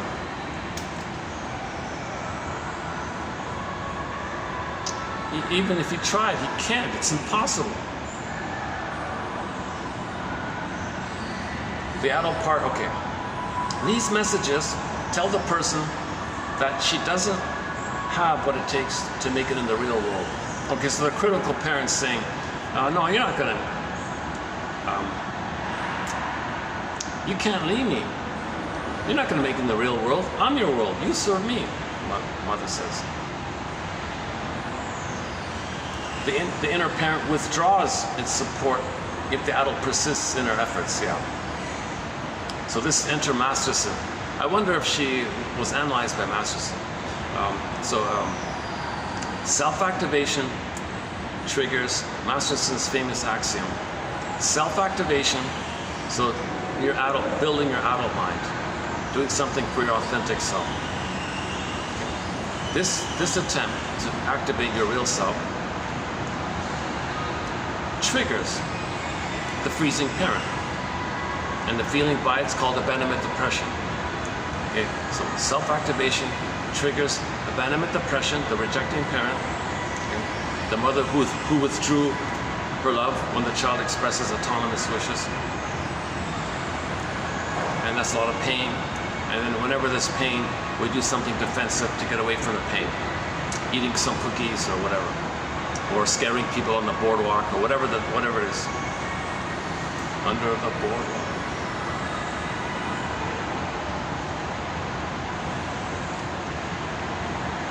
Yeah, I just saw a clip on YouTube as a musician, some musicians on the boardwalk there.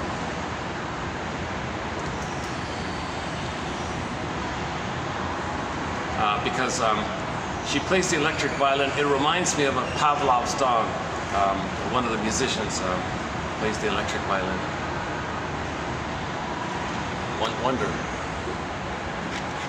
Wonderlust. I wonder how this video is. Is this video turning out okay? It was pretty loud earlier. Now it's better with the noise, right?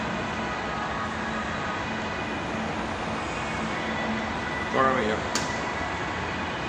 If the person believes the messages of her negative inner parent, she surrenders real life for the reward of living according to the childhood rules and the fantasized satisfaction of parental love. So she's rewarded for a regression.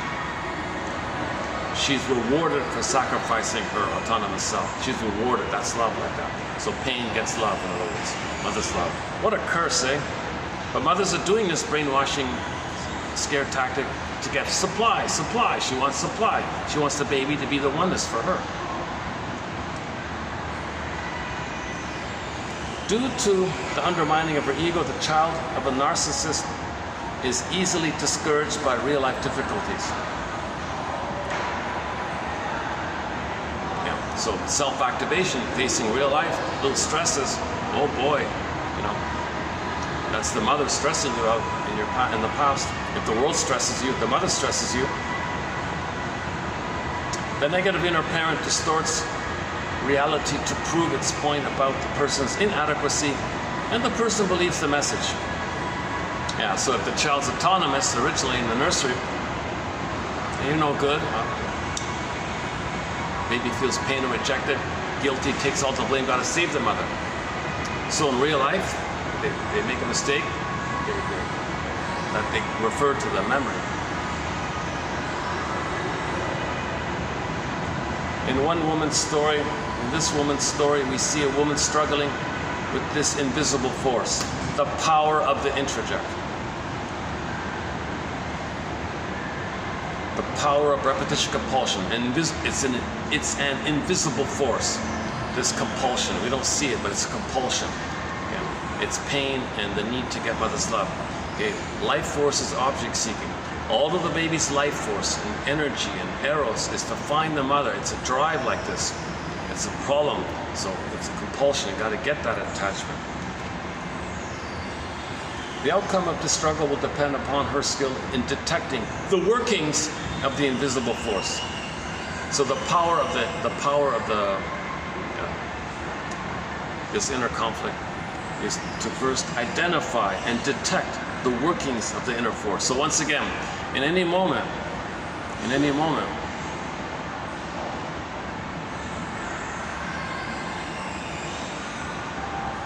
let's see.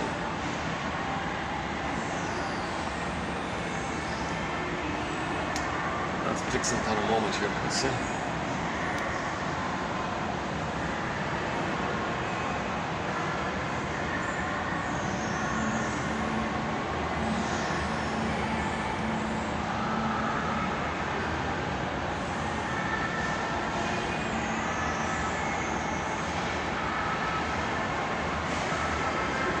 Well, I guess somebody on the boardwalk seeing this imposing character would just recognize that they're dominated by the freezing parent in them and just make the realistic adult adjustment to step aside for them or something.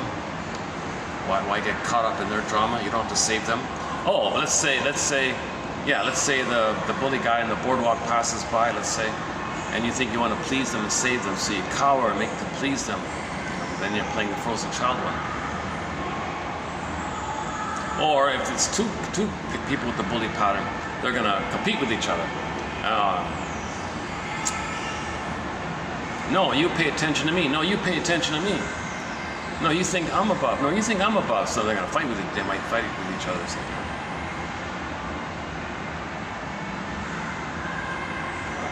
This childlike competition. Well, okay, that's 98, that's 2902. So we did two of them here. I'll redo this 02 one next time. And then following that, we'll continue up until 14. So we got 14. So in this video, we did 2991, a preview of 92. Oh, typo here. 2992, sorry. So I'll redo that one. Now let's just start to wind down. Let's see, what time is it? 4:51. Okay, battery's holding up.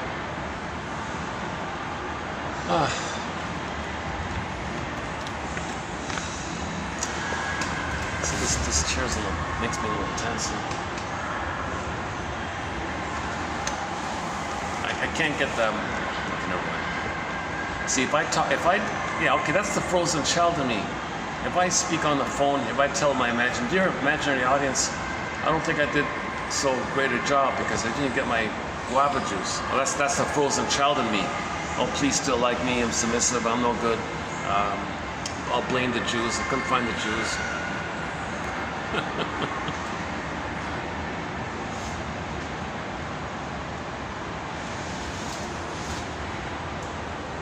Yeah. Okay. So back to Twilight Zone, right? So the comedy guy one. In the audience, heckling him was his inner true knowing. That's why he's in hell. He's facing the inner knowing. I don't want to know the truth. So hell for him is knowing the truth. The shame of it all. The shame of what he did. The shame of how he was hurt by his mother. The shameful effects of his shaming behavior. So the truth is prodding him, you know, the heckler's prodding him. Come on, face the truth. I know the truth. You can't escape this. This is hell for you, I know. So he's in hell now. He's in purgatory now, right? So this has got to go on for 20. They said 2 eons, but I think he means 20 years. But if he fails there, he could be in the audience and then be permanently. So his life is. He'll end life never facing his shame,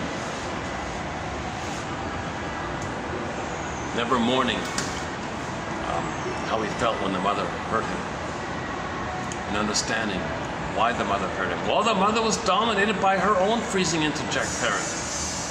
The mother was co-opted by her own freezing interject. Now, why does the mother have an adult mind? Well, she's traumatized. This is what we're talking about here. Attachment trauma, relational trauma, interpersonal trauma. We're trying to heal from this kind of stuff. But to heal from this kind of stuff, you got to understand the mother was also a trauma survivor, but she's stuck with the pain of where she froze her soul, lost and found. And the second episode of the Twilight Zone was the Wong's Lost and Found Emporium. I highly recommend that episode for that second, the second guy, the third character that appeared, the older guy. Yeah, he said it. He failed his children. He admitted it. He was desperate for any kind of way to make amends. He was desperate to find any kind of way to fix it, make it right. He was a good actor. He did a good job like that.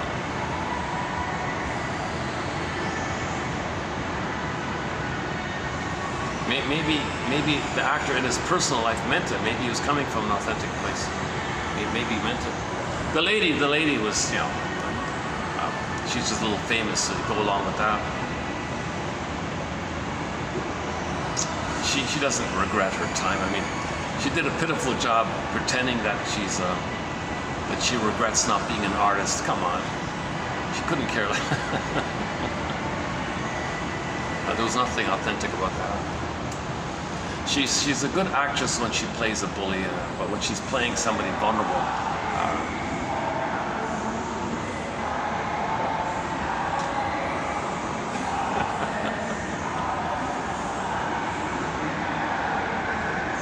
we have that quote from WKRP in Cincinnati with Johnny Fever saying, "Oh, you're right." Do we have it? I'm pretty sure we have it. Yeah. We have a fun thread in our collection called Psychologically Minded TV Show and Film Quotes. Judge for the Defense, Drop Dead Diva, Harry's Law, okay, Route 66, The Fugitive, Barney Miller, KRP in Cincinnati, WKRP in Cincinnati, and so on. The Westinghouse Desilu Playhouse, they played Rod Sterling's pilot called The Time Element. So we're talking about the Twilight Zone. It's because I came across, they said, the rejected pilot. Oh, that's interesting. What's the rejected pilot? It's probably pretty good. So they rejected the pilot for the Twilight Zone. But that guy, Lucille Ball's husband, he saved it. He liked it. It was about dreams and all that. He saved it. So, and we have a quote from that show about the dreams.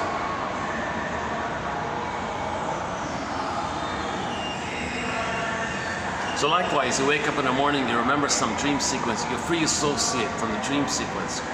It's your unconscious self, it's your soul sending you a letter. Unanalyzed dreams are like unopened letters. Uninterpreted dreams to you are like unopened letters. So you want to open the letter. The letter is saying to you, it's like this in your soul today. You get the letter, oh, it's like this in my soul today. So dreams revealing to you what your concerns are, where you're frozen at, what your fears are, what kind of pattern that's going on with you, something you're trying to face, something you're trying to feel, some issue where your block is trying to come up to you like that, right? Of course, a lot of times it's wish fulfillment. So you fulfill your wishes in that dream world to feel a little better. But that tells you your psychic structure, you know, as well. So there's a lot going on with the dreams. So anyways, you wake up in the morning, get a dream sequence. just say, it's like, this is my soul today. Give the dream a title. What's the main emotion? Affect. And see if you can imagine some kind of question being posed to you by your unconscious self, your authentic self, your real self, your shadow self, your secret self, your double self, the one who walks with you, who's not like you, who is you. Your authentic self is there. Your soul is asking you a question. So you wake up in the morning, what's my soul asking me? See if you can make that question. Make the unconscious conscious. Hermes flies across, make the unconscious conscious. So where it was, all that energy and the trauma, ego shall be. You want to build the ego to accept and reclaim and re-own and reclaim your authentic self like that. You want to get back and be reunited with yourself. Healing and wholeness, the more whole you are, the more healed you are, your symptoms go away. Psychosomatic symptom. The loss of your authentic self leads to pain, which leads to psychosomatic symptoms. Most psychosomatic symptoms are an emotional issue of losing your authentic self. The pain around it leads to symptoms. So just again quickly, Capex has a good quote about it in relation to psychosomatic symptoms. So originally, when the baby's needs are not met, he's going to communicate it. Mother, you didn't meet my needs. So he's crying, screaming, whatever, enraged like this. So it starts off kind of regular, like normal, between the baby and the mother. It's overt, it's revealed, it's between two people, baby and the mother. It's revealed like that. Now if the mother's gaslighting, shaming, and all that stuff, what's the baby going to do with those feelings? Where are they going to go? They turn inward. It goes to some organ system or some organ somewhere, it turns inward. Eventually, it's overwhelmed, and it leads to a symptom. Now you got the pain from the organ symptoms, some inner symptom. So this pain with the psychosomatic symptom reveals that original cry and scream to the mother. It just went detoured underground through the body. So it reveals it by the pain. But it's kind of concealed because it's within, where before it was revealed. So psychosomatic symptoms reveal and conceal that problem with the mother. Sarno says a lot of hypertension and back pain and backache and all that. That's the rage that you felt when your mother didn't meet your needs. That rage went into the musculature and your muscles are holding it, kind of thing. So you're very tense like that. Sarno, John E. Sarno, yeah, about psychosomatic symptoms. So the image is, if things kind of convert the way water converts to ice, the feelings that can't flow suck inward, and you got a symptom. Now you got like the iceberg inside, the freezing ice. Symptom like that. Now, medical doctors don't have time to give you interpretations to address the psychological problem, to help you mourn and do the abreaction and get your beingness back. The symptoms go away naturally. They don't got time for that. They want to relieve suffering in the moment, so they play whack-a-mole with your symptoms. Sometimes maybe it helps, sometimes it just pushes the symptom in another way, or it comes back again, even worse maybe. So some doctors said they got tired of playing whack-a-mole with people's symptoms, because that's what the mother did. The mother played whack-a-mole with the people, with the baby's needs and feelings. So the symptoms are just a continuation of the needs and feelings, and the doctor smashes it down, kind of thing, with a pill or operation, whatever, sometimes necessary and all that. Okay, disclaimer, I'm not a doctor, and obviously we're not talking about the rare 0.1% exception or whatever it is. So most psychosomatic symptoms, it's considered like 90+% due to this unresolved emotional issue. So when you weep, your symptom goes away. Look at Inside Out too. When she got back her beingness, right?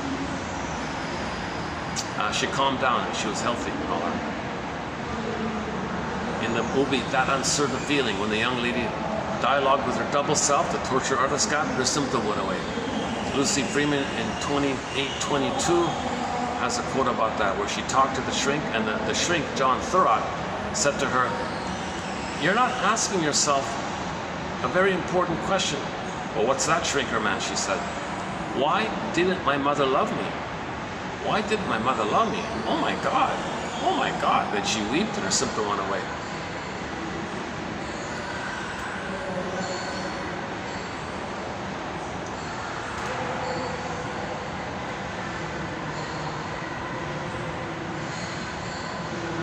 that's another good set of quotes by Lucy Freeman, 2822. We did a 4-video special run on her work. Prolific writer, she's not a shrink, but she reported her experience with her various shrinks. She said she went to 4 shrinks. The first one was the best one, I thought.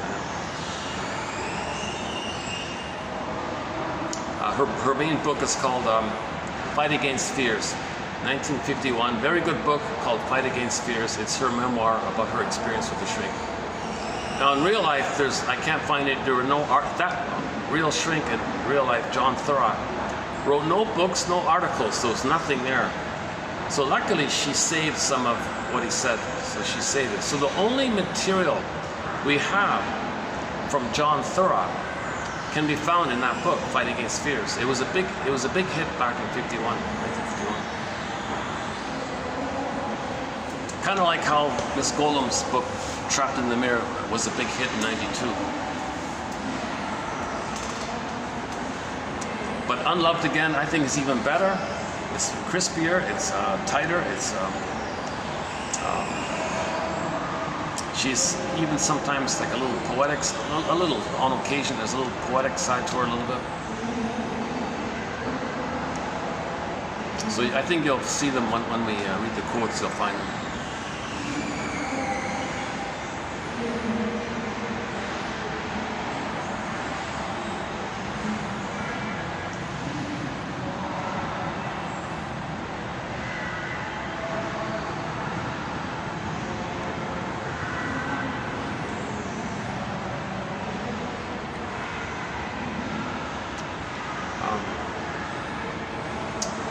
Actually, I could go outside or just wrap it up here for now.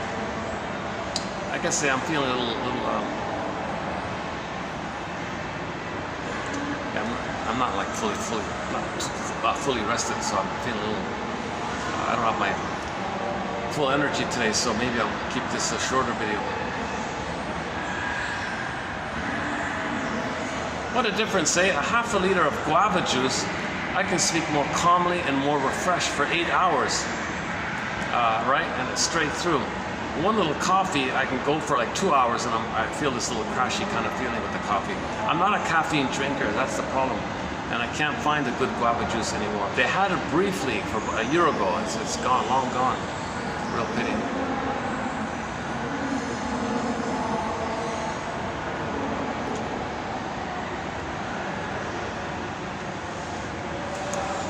Yeah, I'm having fun. Yeah, the Twilight Zone is a real resource. So we talked the one about the cult, the inbreeding one, and they're all sick in the mind because the inbreeding talked about that one, the hungry one, the hungry guy one. What else? To See the Invisible Man. And today's two, Wong's Lost and Found Emporium, and Take My Life Please. He means take my false life please. He means it's a play on the when the comedian says take my wife please, you know, that one. So it's a play on that one. Catchy title, right? Take my false life please, please help me, save me from myself. Play Delirium. We have 4 songs by Delirium on our soundtrack, and one of them, she has that line in there, save me from myself. No, save me from myself. That's Itty Sappy, sorry. There's an album called Traveling Love by the musician Itty Sappy. We also have 4 songs from that album on our soundtrack. And in one of those songs, there's a line in there, save me from myself. The Love You Gave, I think it's that one, The Love You Gave. Very good song, The Love You Gave, the beat, Lead Me On, and The Earth Moved On. If you want a really good some music, check out Itty Sappy's album, Traveling Love, those 4 songs.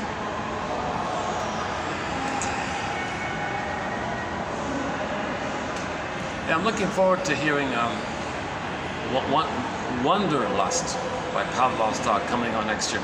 He played it on stage 2 weeks ago in Augsburg, Germany. Is that right? No, wait a minute.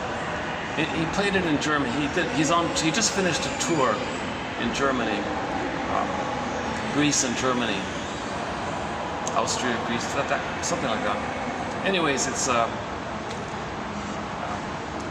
okay, but I'm curious. Maybe it's better on the studio, the album. Wonder. Well, I wonder, dear audience, how you're making out with this material. I wonder if anybody will ever see.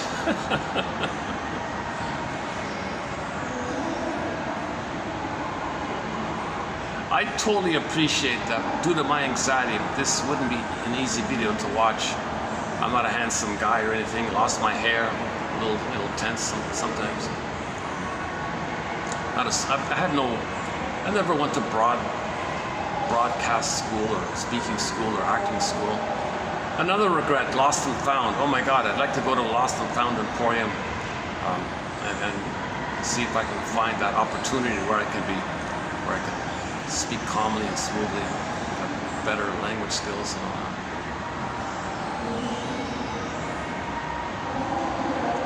I've got a lot lost in that Lost and Found Emporium. So a very good self-help exercise. Watch that episode and ask yourself what you lost. So the 4 examples in the show was time, sense of humor.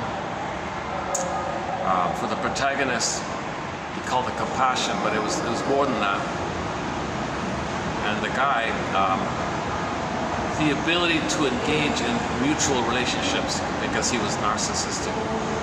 But they didn't call it that. He just said, I lost my parents, I've lost my children's respect. So they made it mild like that. But that's code for the inability to engage in mutuality. Because I think they put the mirror there for him. That the mirror is a symbol of narcissism. So.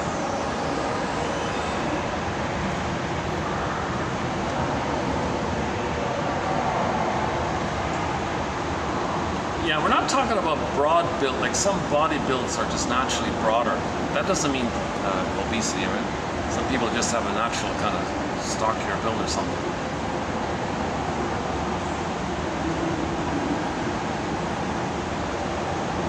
You know, maybe there is a theory about, because there's more resilience like that,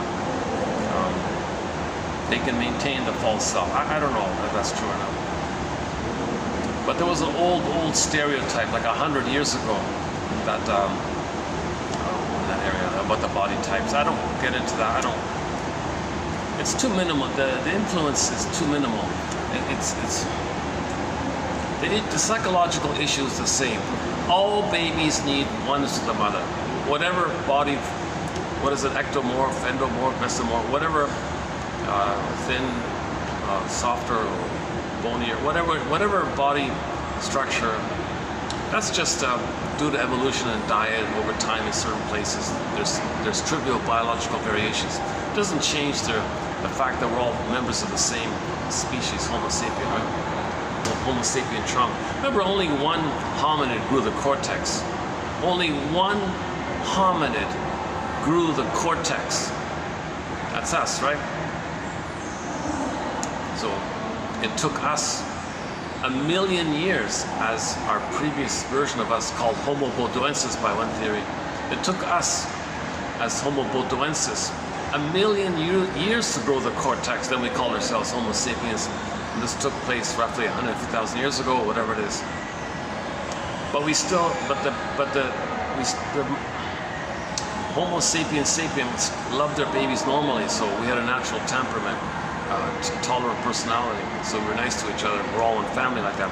The confusion took place 10,000 years ago, and we became Homo sapien traumicus, Homo neuroticus, Homo secret psychoticus, Homo dysfunctionalicus. One guy calls it Homo economicus, Homo shortsellicus, whatever you want to call it, Homo narcissisticus, Homo narcissismicus, age of narcissism. In other words, we became a traumatized version of ourselves, Homo sapien traumicus. For short, I've been calling it Homo traumicus. And there's a whole theory, and we got a working hypotheses about it. It's still a work in progress.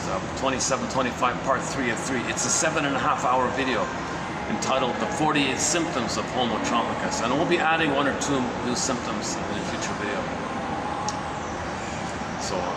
So there's a theory about this transition from global village to global pillage, and then tolerant personality to prejudiced personality, and then Homo naturalis to Homo traumicus.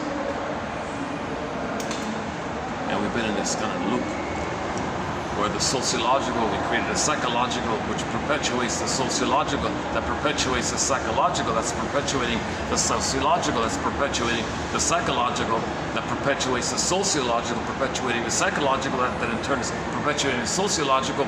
So we got this as above, so below, inside out cycle going on. Okay, so the outer is a reflection of the inner. So we talk about the outer as a reflection of the inner. As above, so below. So if we're polluting the planet, well, we feel polluted by trauma.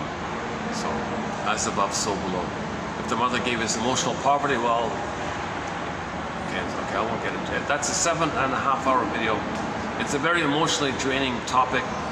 Oh, I get it now. I did it when I had guava. That's why I never did it again. The guava was gone.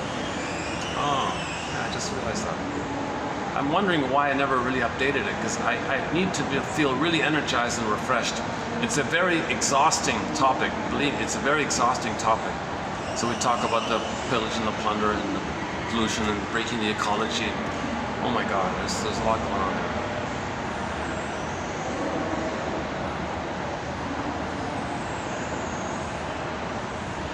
there. Religion and propaganda is involved.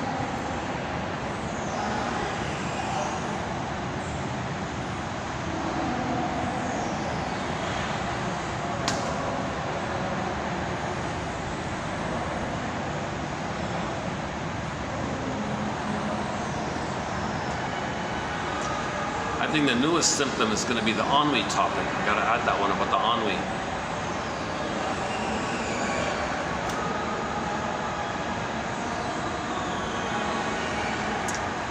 So a part of the story is that the baby, when he's loved, he's born to live, right? He's born to be loved so he can live. L-I-V-E.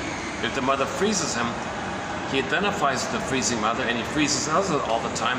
People call him evil because he robs people's ability to L-I-V-E, and that's the reverse spelling of live, L-I-V-E-E-V-I-L, like that. So narcissism is typically called, why they're so evil like that, my God.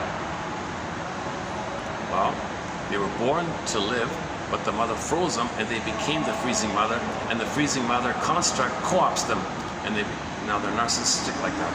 And in ancient times, before we used the jargon narcissism, people would say, oh, he's possessed by the devil, possessed by... They mean identification with the aggressor. The baby creates a devil-like image in his mind to reflect his rage and greed, and identifies with that. That's the freezing parent construct. So the freezing parent construct, that's what we're talking about.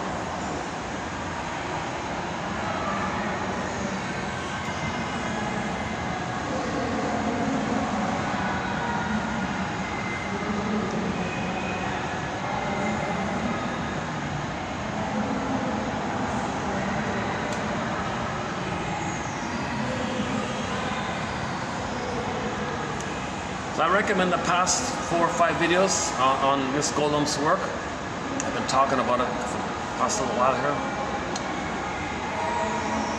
I think she offers one of the clearest, most helpful self-help idea. Call it CBT if you want, cognitive therapy if you want. Just an idea in your mind to help you. Pause, identify. Which puppet master is running the show? The person. The freezing parent construct or the frozen child construct? Now, the freezing parent construct, you only get out of it when you know that there's a frozen child underneath it. Now, when the frozen child construct, you get out of it when you realize you don't have to save everybody all the time.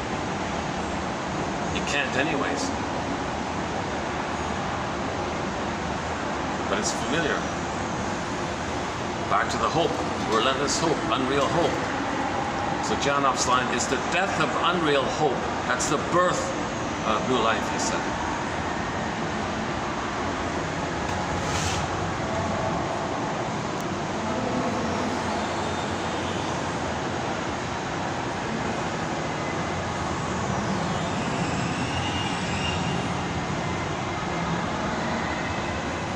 Sick. Shall we go out?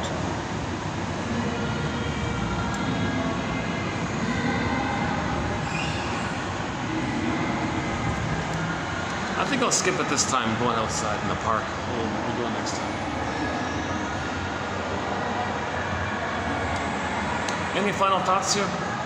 Let's just wrap it up here. Let's close up in a minute. What song can we close up on? Oh my God, yeah. We had a lot of... They played Charlene's song up here called I've Never Been to Me. Melanie Thornton's song, nice little song called Love How You Love Me. For the music video, when the two people see each other and they drop their bags, hold hands and float up in the air, that's the missing blissful feeling. So they found somebody who psychologically reminds them of themselves or the mother. See, the mother and the self are the same, so.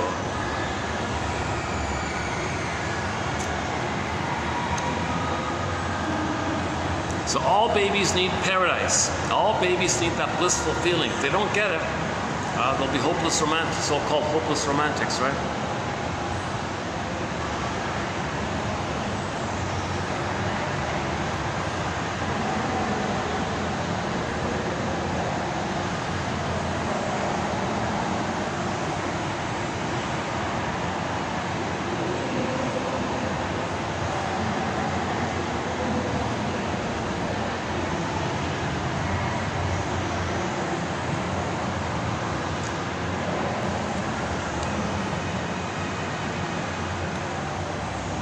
Oh, what does the guy do what I'm doing there?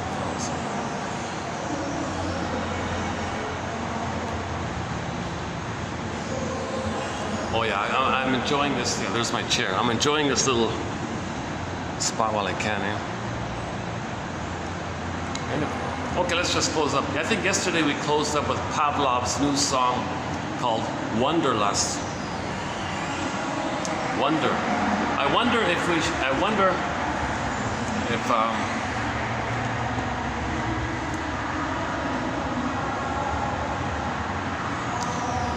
well, I wonder about that title because it does feel to me to be an evolution. Because traditionally people would always talk about wanderlust, oh wanderlust, just hippie stuff, right? Just wanderlust, right? That's a little bit childlike looking. Well, now let's grow up, let's be an adult. Wonder, to get out of this wandering, let's wonder about it. So to build the adult mind, we need to wonder. I wonder how much wondering I have to do to build my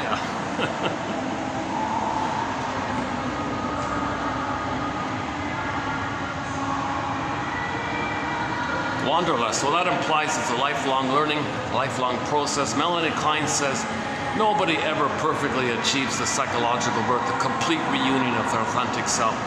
It's considered to be impossible or something. That's why people are so drawn to people who are very embodied and physically healthy, you know, athletes and all that stuff. See, if somebody's an athlete, that implies that they didn't get prenatal trauma. Janoff says if somebody had prenatal trauma, they'd be out of breath quickly, they wouldn't be too athletic or ambidextrous or musical maybe.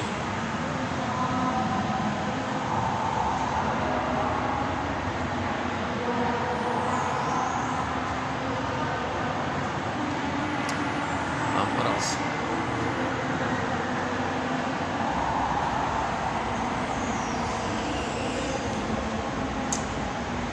Oh, if the Inside Out 2 ad on the SkyTrain passes by, I'll show it to you.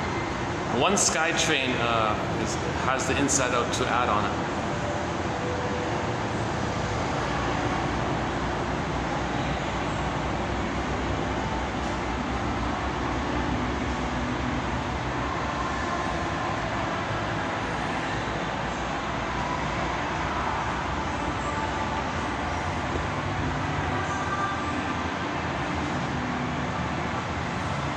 Let's close up with a live, a recent live a version of Late November by Pavlov's Dog. They just played it in Greece maybe 3 weeks ago. So if you look up 2024, you know, Greece, Pavlov's Dog, Late November. Now that's, the audio is not too clear, but he opened the concert with that one, Late November. It's just a simple song, you know, about a guy confused about a girl, and it says, just goes to show you never know what's in the heart and mind of a person. Just goes to show you never know. Just a simple song, being confused about some lady, what's in her mind. Was it this? Was it this? Just goes to show you never know what's in the heart and mind of a person. Just goes to show you never know.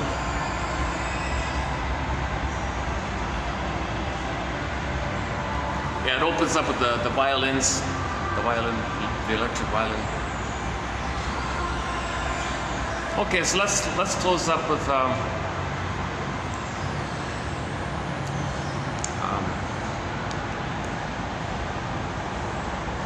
let's close up with Pavlov's Dog, Late November. We mentioned Eli Sapi, right? The Love You Gave. Okay, let's close up with two songs. Let's close up with Pavlov's Dog, Late November, and Eli Sapi's song, The Love You Gave. Yeah, the love you gave. You see, it was a narcissistic love she received. The love you gave, that wasn't love. I couldn't use that. It wasn't helpful to me. It wasn't based on mutuality.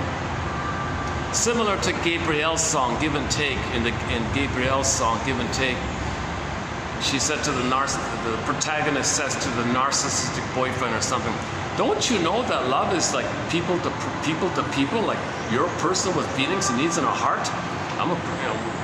We both can recognize that. You know, give and take like that. Mutual narcissists don't see that. They're enraged at that idea. They're enraged that they're supposed to see others because they never got seen themselves. They just want to be seen.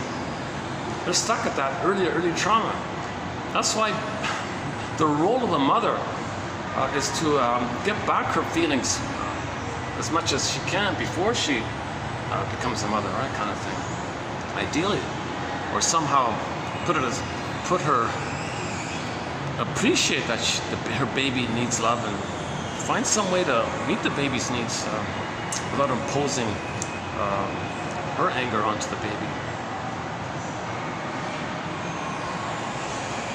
The baby's got to get past that 18-month hump at the rock bottom minimum. But then the narcissism, the bullying, and the yagoing, and the ennui, and the schadenfreude, all that stuff won't be there.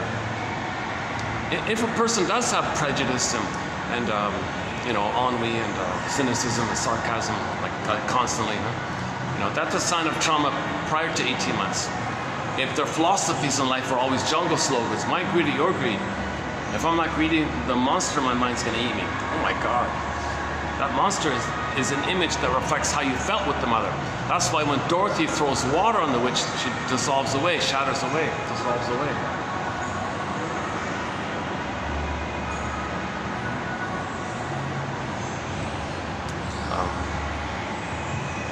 So mutuality, right? Give and take, Gabrielle. So let's close up with 3 songs. Gabrielle's Give and Take, Eli Sapi's The Love You Gave, and Pavlov's Dog, Late November. Thank you very much. Posting this in early October. Could that be a song title? Early October? Nah. Late November.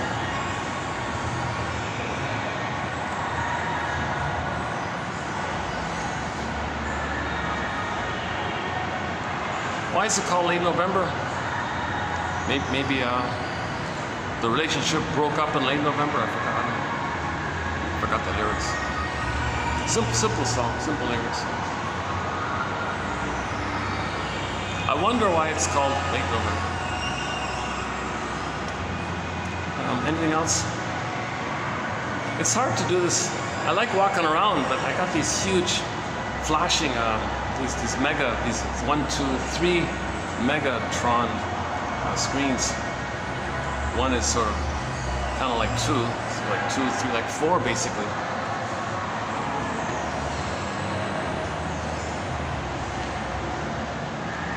Boy, it's kind of funny to be this spot here. I gotta admit, of all the venues I've had, this is kind of the coolest. Look at this, eh?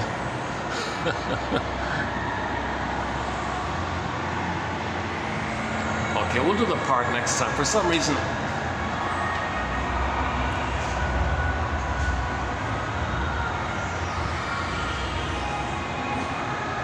maybe the natural child in me wants the adult part of me. Listen to me, I don't feel like going to the park, so why not?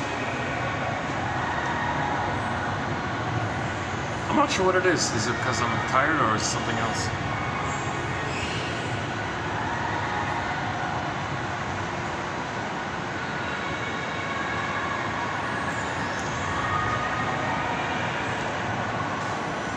Yeah, there's always little bumps and things trying to settle into a new place.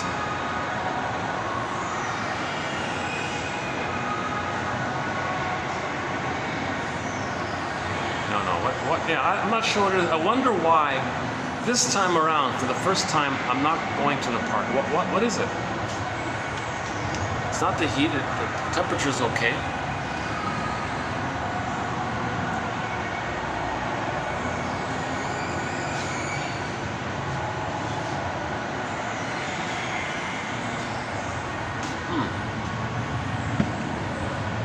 Is it the freezing child? Is it the freezing parent construct criticizing me? You've done it before. You weren't good enough. Or is it the frozen child saying, I'm not good enough?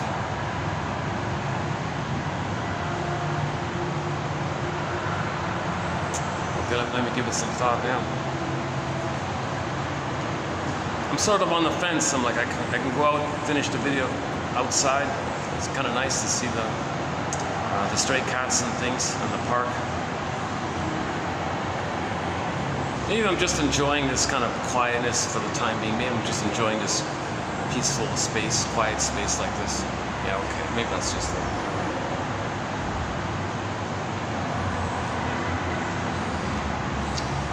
Maybe going to the park is the childlike side of me wanting to please my imaginary audience. Hey, imaginary audience, I gave you some variety here, some new scenes like that. Do you like my video? Do you like the video? Maybe that's a part of it.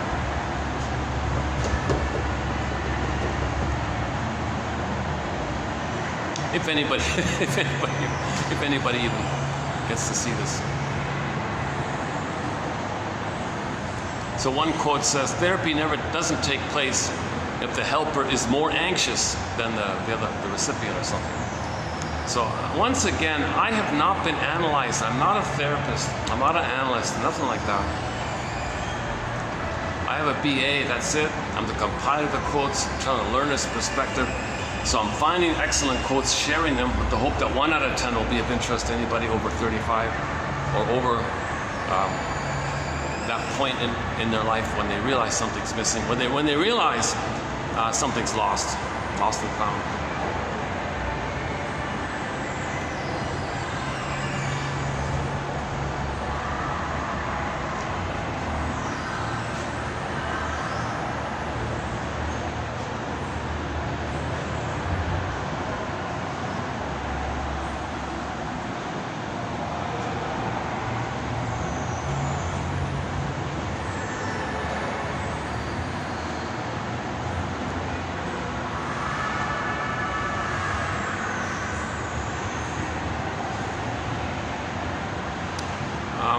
Any final thoughts here? Oh, I think I found the new joke. Hang on, do I remember it? A silly little kid's joke. Which came first, the ant or the picnic? Or what?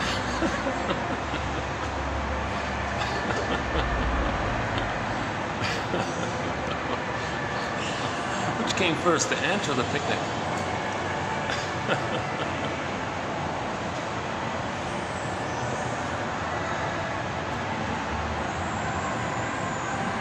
Another kid's joke I've used in the past is, what's 5Q plus 5Q? You're welcome.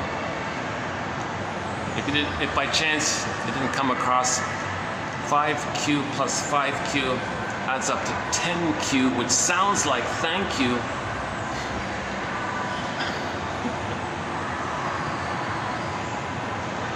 We can all live like nomads. Or I no matter you, you no matter me, says Steve Berlin, the comedian Steve Berlin. Oh, comedian, yeah, okay, speaking of comedy, right? Yeah. So The Twilight Zone has one episode about a comedian. Yeah, that one there. Take my life, take my wife, please. Okay, play on it, take my false life, please. 1985, season 1.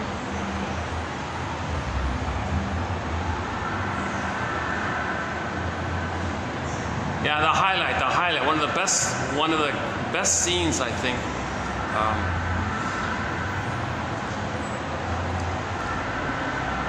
I don't know. The way I feel now, it's one of the best scenes, not the best scene, but one of the best scenes in TV show history.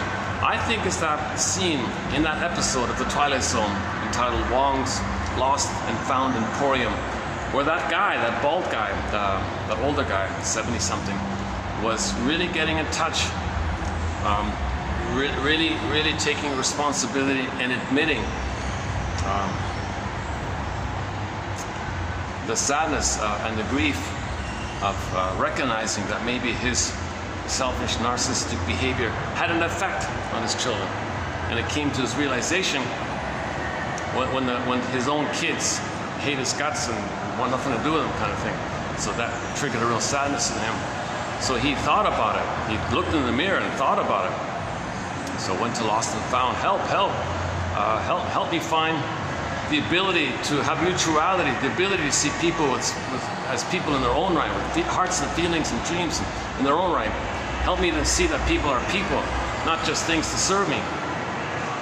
I don't want to be in a solipsistic, trapped in the mirror, narcissistic bubble where it's all about me and everyone's got to supply me and treat me like a god. I don't want this. Help me. I lost this natural occurrence where of mutuality, the natural state of affairs called individuation. I didn't get that. That developmental opportunity was lost. So he goes to the Lost and Found. Somebody help me develop, help me mourn, not getting loved properly. Help me to mourn like this. So Mr. Wong there is now going to play the role of psychopomp. They said the shaman. Long ago they called it like that. Strange name, right? Psychopomp. The shaman. So he's going to be the healer, in other words. He's going to be the healer. Maybe it was a touch on the idea of traditional Chinese medicine, maybe a healer like that, maybe ancient wisdom like that, maybe.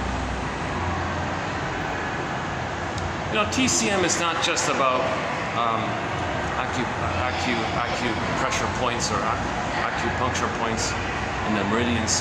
There's a holistic approach to it all. That's something I lost. Learning about TCM, that'd be great to learn about that. The philosophy of it all too. Or ancient African holistic medicine. Oh, that would have been nice to learn. Herbs, healing with herbs, that'd be nice to learn. Having my own organic farm, that's something I lost. I want to go Lost and Found. Hey, Mr. Wong, I want to get back.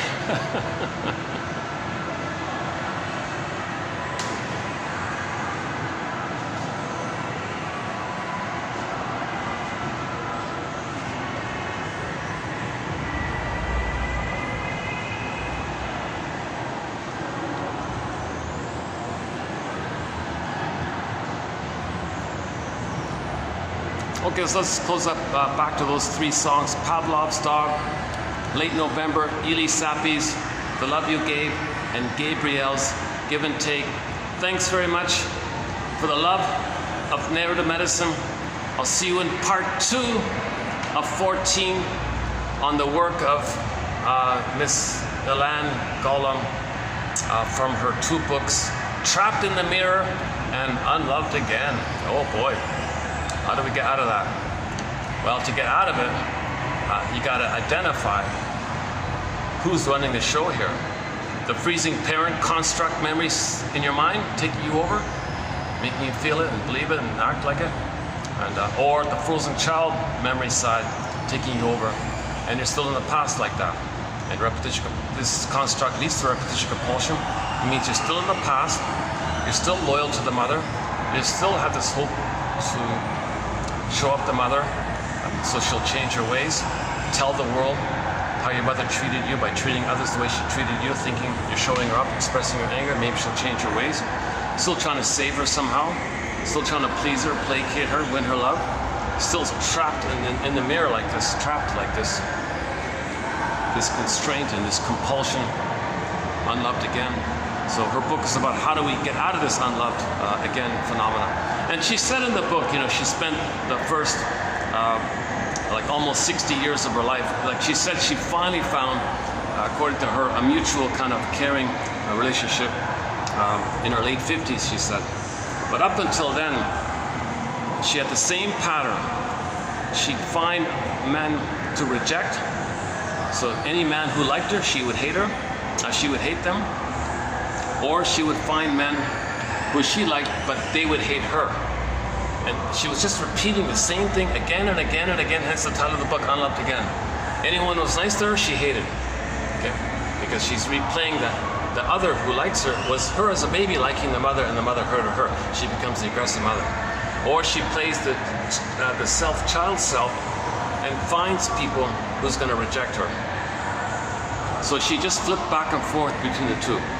Most of the time, she rejected all the men. She said she had a long string of fails. Sounds like she was kind of busy in that area, I guess. Had this compulsion to reject men. Like the Cher song. She was basically doing the Cher song. Are you good enough? You're not good enough. No, you're not. I'm going to leave you. You like me? I'm going to leave you. You're not good enough.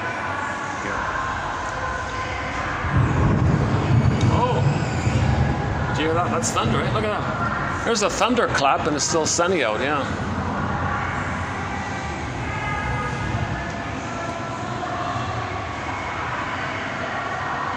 So she said she practiced this adult mind and realized the freezing parent construct and the frozen child psychic construct are relics of the past, ancient history.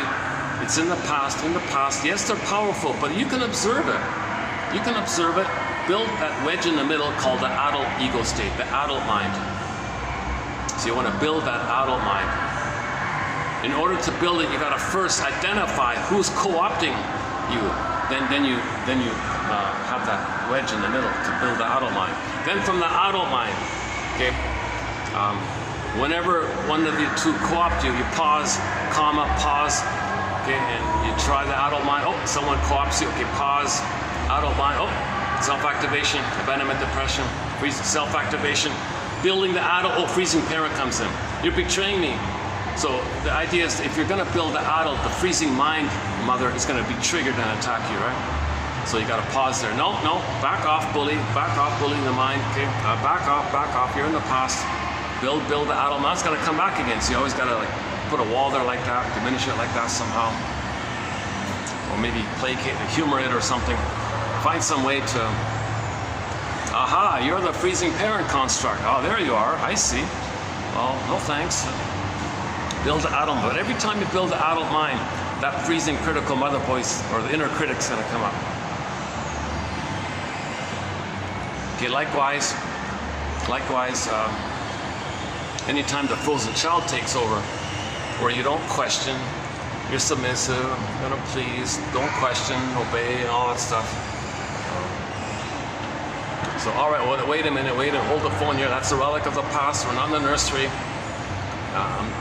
There's no mother around. The mother's 6 feet under. Her ashes are spread over the ocean. She can't hurt me now. But you're dealing with these memories, constructs. That's what you're fighting with, these memory constructs. There's no reality. The mother's not going to hurt you anymore. That's a key point to end. That's a pretty good point to end on, right? Okay, thanks very much. For the love of narrative medicine, I'll see you in 2992.